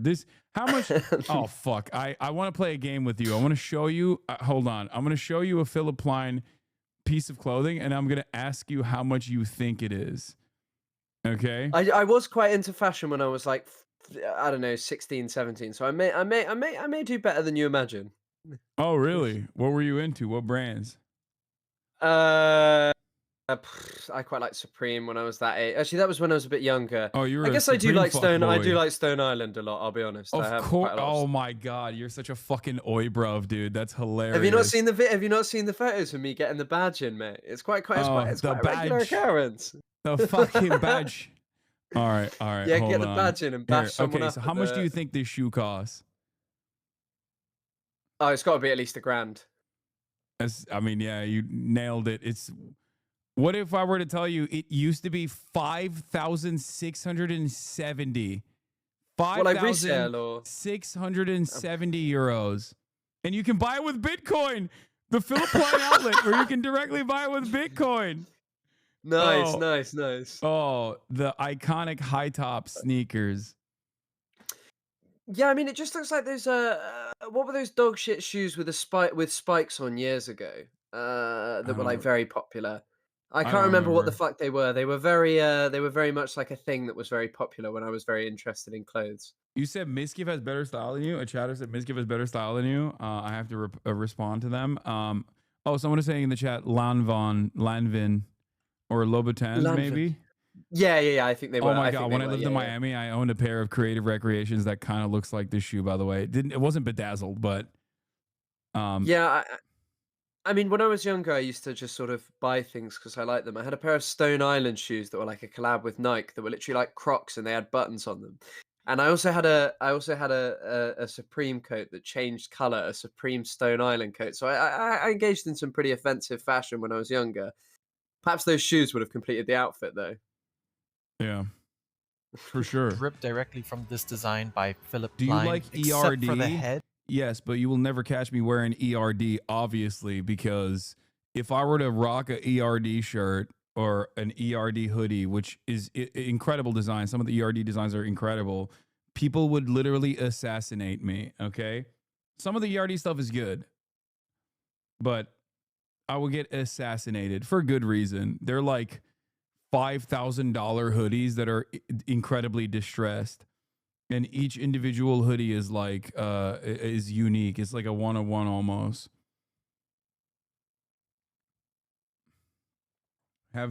Nobody knows what ERD is. Don't worry about it. Yeah, $5,000 for fake punk. Exactly. An illustrator's portfolio called Siegel's Design has a teddy bear with a head that could be identical to the head of this teddy bear from Teddy Fresh. Look at the sewing holes of the button. They're at the exact same position. I understand that it's hard to come up with new designs, but come on, didn't you draw a teddy bear like a lot of times? I made all kinds of sketches for the teddy bear. That's actually the shirt, the shirt that has all the Teds all over it. Or was that all the... Those were all my attempts at making the logo. It's very much possible that the design was licensed, but when was there maybe disclosure about Teddy Fresh deciding to license designs? It's okay to be transparent about wanting to save time, resources, and money. So we didn't realize it was an exact copy until it was brought up recently. And then people say, well, why don't you do your due diligence? I'm like, bro, it's a fucking knitting book from 1995.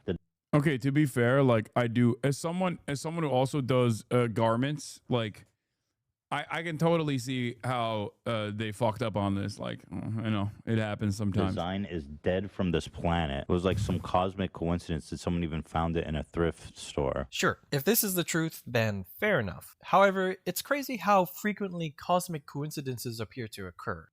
Here is a Teddy Fresh, sick-ass graphic of a bear about to maul someone, and here's a PS3 game from 2013 called Cabela's Dangerous Hunts. This is a licensed image, but honestly, it's so different too. Like, even making the accusation is kind of insane. It may not even be a licensed image. I don't know. It's hard to tell. But like, it's a video game cover, and this is completely different. When you take a closer look, there is still water around the bear's paw like in the original PS3 video game art, and you can see that the bear has a little stub because the text was blocking, so they just cut its arm off. Whatever, in the words of Ethan Klein, it doesn't matter anyway. I just find it kind of funny how they write off one similarity as, oh, interesting.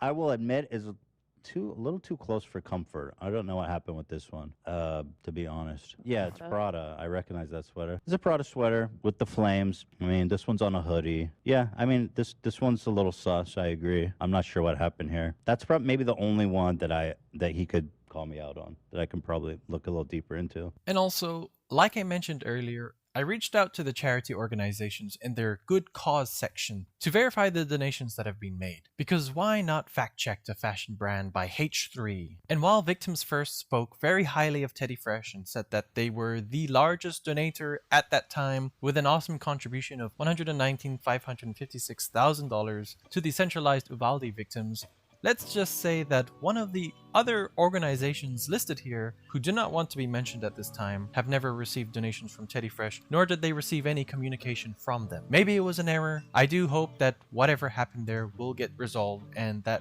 Teddy Fresh can continue to have a great impact on various causes in the future.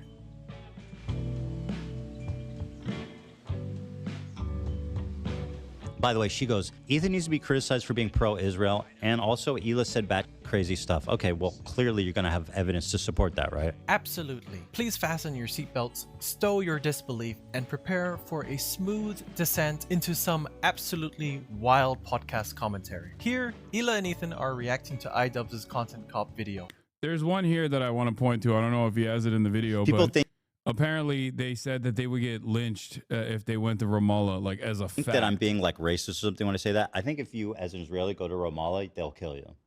What do you mean you think? I think that I'm That's a saying if fact. you go there as Israeli, you take the turn there, you'll be died. They'll kill you. It's not only killed, it's like lynched. It's a brutal death. Yeah, So. I think. A brutal death, as opposed to different kinds of death that are not as brutal as a lynching, I think. It's also run by the Palestinian Authority. Like, it's just not going to happen. Yeah. Slasher, has Hummus Hasan mentioned today the attack on Barstool Nation? No, I'm gonna talk about that. Don't worry, later after we let Chris go after this in which video's he over. contextualizes his wife's background, half Lebanese, half Irish, pointing out that historically her people were on the receiving end of colonial violence. Lisa is half Lebanese and half Irish. Oh, wow. Yeah, we know. For anyone unfamiliar, the Irish have been on the receiving end of a lot of oppression and genocide. On the part of the Lebanese, they've received a lot of oppression and attacks from the IDF. So Anissa is very well And familiar. sir, do you happen to know of any violence perhaps coming towards Israel, where Hila grew up? Perhaps from Lebanon, Hezbollah, perhaps? Does that ring a bell to you, you dumb, ignorant f***? How dare you attempt to lecture? It's kind of funny because like a couple days after this clip, he literally, or a week after this clip, he's telling me that Hezbollah's inception was a noble one. Like, his positions swing wildly from one pole to the next. You know, one day it's like it's a war, next day it's a genocide. One day, one day. Wait, Ethan is posting IG stories about a Daily Caller article on you right now? Daily Caller? The Daily Caller? Tucker Carlson's operation? The Daily Caller literally had numerous editors that were outed as white supremacists that had to be fucking fired and disgraced because they were straight up posting on fucking white supremacist websites. Like anti-Semitic white supremacist websites. Ethan purposely cropped out the Daily Call. Oh my God. As Dems wrestle with anti-Semitism crisis, media tries to elevate terrorist sympathizing extremist face of the party. Where is this from? Not from AOL, of course. It's actually from the Daily Caller. But because he doesn't want his audience to know it's from the Daily Caller, because that would call into question his,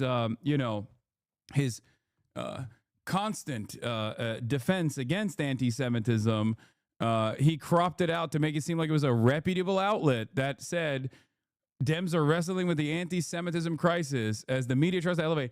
At no point do these guys realize like it's all right-wing publications that are writing this kind of stuff. I wonder why it's all right-wing publications that write this kind of stuff, you know? Wait, you're muted. Is it even cropped, or is how's that been done? How's it been cropped in such a way? I think if you're on your phone and you scroll down, the AOL banner probably like cuts it or something. I don't know. It's condensed. Yeah. Yeah, they got every broken clock. Yeah, it's like, hey, if you constantly say, well, a broken clock is right twice a day, and you just keep finding all these broken clocks, maybe your clock is broken. You know what I mean? Maybe you're the broken clock. Maybe you have actually switched teams without even realizing. Who knows?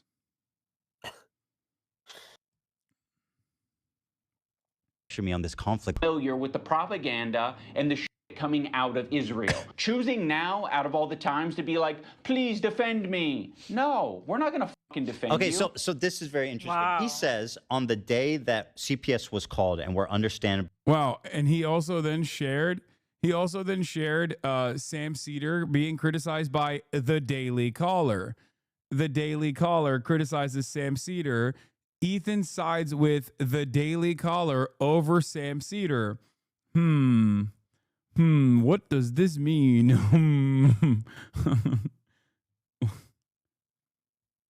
Anyway. Heated. He goes, no, I'm not going to defend you. Why? Because you're Israeli. You're Israeli. That's literally what he said. I mean, His he argument. made Do sure I have it to wrong? include the flags so a 5-year-old could understand what he was saying. So yes, that's what he was saying. I feel like that's exactly what he's saying. And correct me if I'm wrong. He put the Israel flag and he said, no, she's not going to defend you. Yeah, I just don't want people to be like, that's not what he Yeah. meant. I mean, I don't see it any other way. Stop hallucinating anti-Semitism. There is so much to unpack here. For example, Hezbollah was formed in 1982 in response to the Israeli invasion of Lebanon. How on earth can you, Hila, sit there and let Ethan talk down generational trauma while flipping this around into a narrative that makes your home country look like the victim in all of this? You, who once claimed that non-Israelis can't speak out without authority on these matters. I honestly wonder if you even realize that it was Israel, your own country, that occupied Lebanon for 18 years during your lifetime, or that in 2006, following the killing of 3 Israeli soldiers and the capture of 2 by Hezbollah, Israel responded not with diplomacy, but with massive airstrikes, artillery, and a ground invasion, resulting in deaths of over 1,100 Lebanese civilians. Civilians, not soldiers, people. And who did that? The IOF. Yes, the ones you don't want to be called terrorists. Well, listen, they can call Israeli soldiers terrorists, but like you weren't a soldier. They didn't go that far. I mean, I think even calling soldiers terrorists is not accurate. The army, people should serve in because it is honorable. A singer or something, and then they still go into the army and everybody will commend them. Like, that's really nice. You know, you're paying your duty. And you guys sit there and you laugh and say, oh, wow. Yeah, we know. For anyone unfamiliar, the Irish... And I honestly find it remarkable how Hila can say, stop hallucinating anti-Semitism. Right after victimizing herself because he showed the Israeli flag, even though he was only talking about the IOF in that moment. I mean, his he argument. made Do I have sure it to wrong? include the flags so a 5-year-old could understand what he was saying. So yes, that's what he was saying. He put the Israel flag and he said, no, she's not going to defend you. Stop hallucinating anti-Semitism. Now, I want to be very clear that obviously Hila and Ethan have the right to criticize Hamas. But it sure is interesting to see what they criticize exactly. Like here when they pause right after hearing that Israel's occupation must end in all Palestinian land. The occupation must end in the Gaza Strip. No, I'm talking about all Palestinian lands. Once again, that's funny because it's exactly related to what he accuses me of spreading Israeli propaganda about. My point is when Israelis hear from the ocean to the sea, they hear all of Israel. And guess what? That's what the guy from Hamas is saying on the Mediterranean Ocean. From the ocean, the Jordanian Ocean, I guess, because it's from the river to the sea. From water to water, man. That's the screen of the clip you showed. I don't understand. If a movement is for peace between 2 people and one people is telling you they're not comfortable with the statement, shouldn't we change the statement to something that both Bro, I people can't can believe get they're behind? still on the fucking from the river to the sea, Palestine will be free as anti-Semitic shit when the ADL literally has prominently featured that in their anti-Semitism report. And also, the goddamn federal government is blackbagging people. Attorney General of the state of Michigan, Dana Nessel, collaborated with the FBI to go into the homes of 8 Muslim pro-Palestine student activists. They did home raids and claimed that it was like because they were doing anti-Semitism. And it's so fucking funny to me that these guys are like, yeah, we're pro-Palestine, by the way, but also we are totally aligned with the Trump administration on how damaging this statement is, like this emancipatory slogan is. It's crazy. I mean, also just on the topic of the whole ADL thing. I mean, I was talking about it, or when I spoke about it on my stream, I was just saying it wouldn't really matter. The two have the exact same goals. they spread the narrative about you that the ADL then latched onto and realized would gain way more capital because Ethan has a load of rabid fans who are willing to spread their narrative that aren't just the same ADL morons who do it normally. So it's kind of like, oh, look, here's legitimacy from a massive Jewish YouTuber saying that this is really offensive to me. And yeah, his former podcast co-host, like, that's crazy. A guy that knows him personally, like, he has so much cachet on this to fucking be like, I knew him. Like, I knew him and he's anti-Semitic. Like, that's so crazy. Well, but then, of course, if he were to say that, then the question would come to, the first question that would come to people's minds is, you had a political podcast with him for 2 fucking years. And the dynamic of the political podcast that you had with him was that he was the goofs and gaffs guy. Okay, you were the goofs and gaffs guy, and he was the guy who teaches you about politics. Like, what the fuck? I'm not so sure about that. I've seen the content, Nuke, and you clearly tricked him. You know, he was a poor young man who you tricked into. I you hid your power level. 40-year-old with my sex appeal, and exactly. Yeah, you know what he did on the context, Nuke? By the way, he shows my first conversation ever with him, where I talk about what I always say is Democratic Socialist. I believe in incremental reform in the interim, right? All the same spiel that I give all the time because that's what I believe. That's why I support Bernie Sanders. Like. And that's only for a country like the United States of America, in order to build a resilient resilient base of support, and develop labor militancy. But he, you know what he did that was so disingenuous in that process? He cropped, or maybe he didn't do that. I assume someone else who's smarter than him did this, but they cropped the fucking Lenin bust behind me. Vladimir Ilyich Lenin is prominently featured behind me, and so is a fucking USSR Ushanka when I'm having that conversation with him, right? When I'm talking about how, like, you know, this is not enough. Like, it's not, you know, the end all be all, but like social democracy in the interim is like perfectly permissible for, and still considered radical politics in America. And he basically, someone framed it so that you couldn't see all the fucking communist iconography behind me so that he could make a better argument that I was tricking him, because I feel like even the dumbest person would have looked at that if they showed the full frame of that podcast and went, what the fuck are you saying? He has a USSR Ushanka behind him. Yeah, I mean, it's all a very interesting narrative, you know, that you are and aren't anti-Semitic, that he was tricked by you as, you know, a man who's like lived his entire life. He's lived in multiple different countries as well. He lived in Israel, for fuck's sake. Surely you must have some understanding of politics, you know? And yeah, the whole narrative is, oh, I didn't know I was tricked by this man. No, because they'll say, well, people will say that Israel's the aggressor, so they shouldn't have to adjust anything. Yeah, but that's like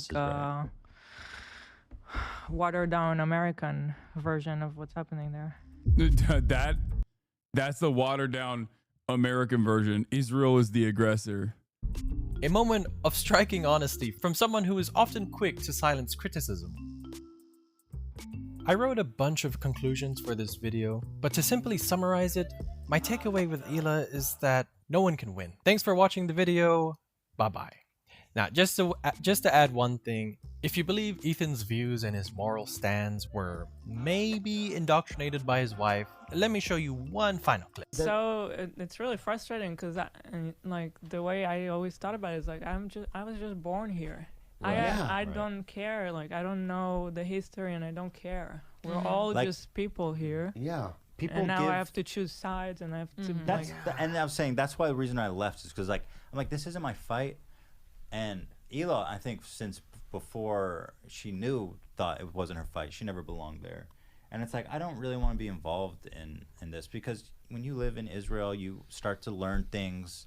Or maybe I don't know if it's a brainwashing thing, or you're with the club, right? You're with that tribe. Mm-hmm. Yeah. So it gets through to you. Yeah. So before I went to Israel, I was very pro-Palestinian, because I went to a very liberal college. I went to UC Santa Cruz, and there it's like, they literally have protests on the campus of like Israeli soldiers executing Palestinians. Wow. And I was like, okay, yeah, that's totally what it is. Mm-hmm. But when you go there and then you learn because you.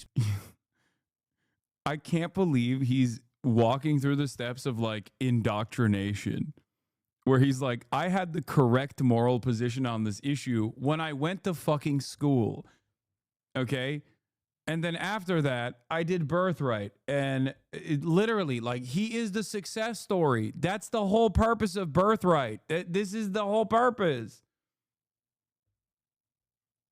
Also kind of disproves the whole point of needing to go to have a good opinion on this. Surely it proves that going in changes your opinion and ruins it, basically. You know, if you still maintain that you're pro-Palestinian now, and you say that going influenced your opinion in a certain way to make you feel a way about a fight that wasn't yours. I'm not going to lie. I do now believe that maybe I groomed this 40-year-old man. Because, like, clearly he got groomed by the state of Israel into changing his moral compass on the matter, and seemingly he did that when he wasn't so young either. He was like, what, 25? I don't know when he went, but he seems like he's a very he seems like he's susceptible to social conditioning, like yeah, that. from stupid sexy IDF to stupid sexy Hasan. It's quite the trajectory, you know. Yeah, he's just impressionable. Maybe that's what it is. Spend time with that tribe and you understand all their talking points and it's just so confusing, dude. I do wonder what happened down the line. Oh, he's in 19. Guys, that's when he went. Thanks for watching the video. Bye-bye. All right, that was a great video from. We're not gonna watch this right now. Jesus Christ! But that was a great video called Hey guys, "Selective Outrage." The silent podcaster Hila Klein from the Soft Take. They've done. I think I watched another one of their videos. That was a kind of a banger. But thank you, Chris Kunzler. Where can people find you?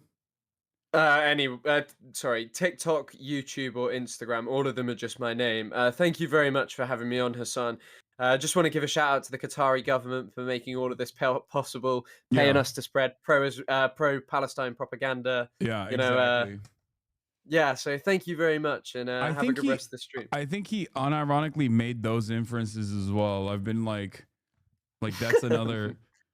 It wouldn't surprise me. Well, I don't know if he actually did or not, but yeah, you know, it's TikTok. easy to He's on claim. TikTok. You stream on YouTube as well, right? A little bit. We'll see how that is. I'm planning on making more videos, especially in the coming weeks. So yeah, just YouTube's the sort of platform that I'm on most, but at the moment. But yeah, TikTok as well as the main one, really. All right, perfect. Thank you very much. See you later, Thanks, Hasan. Thanks, Chris. Chris Kunzler, everybody. That was great.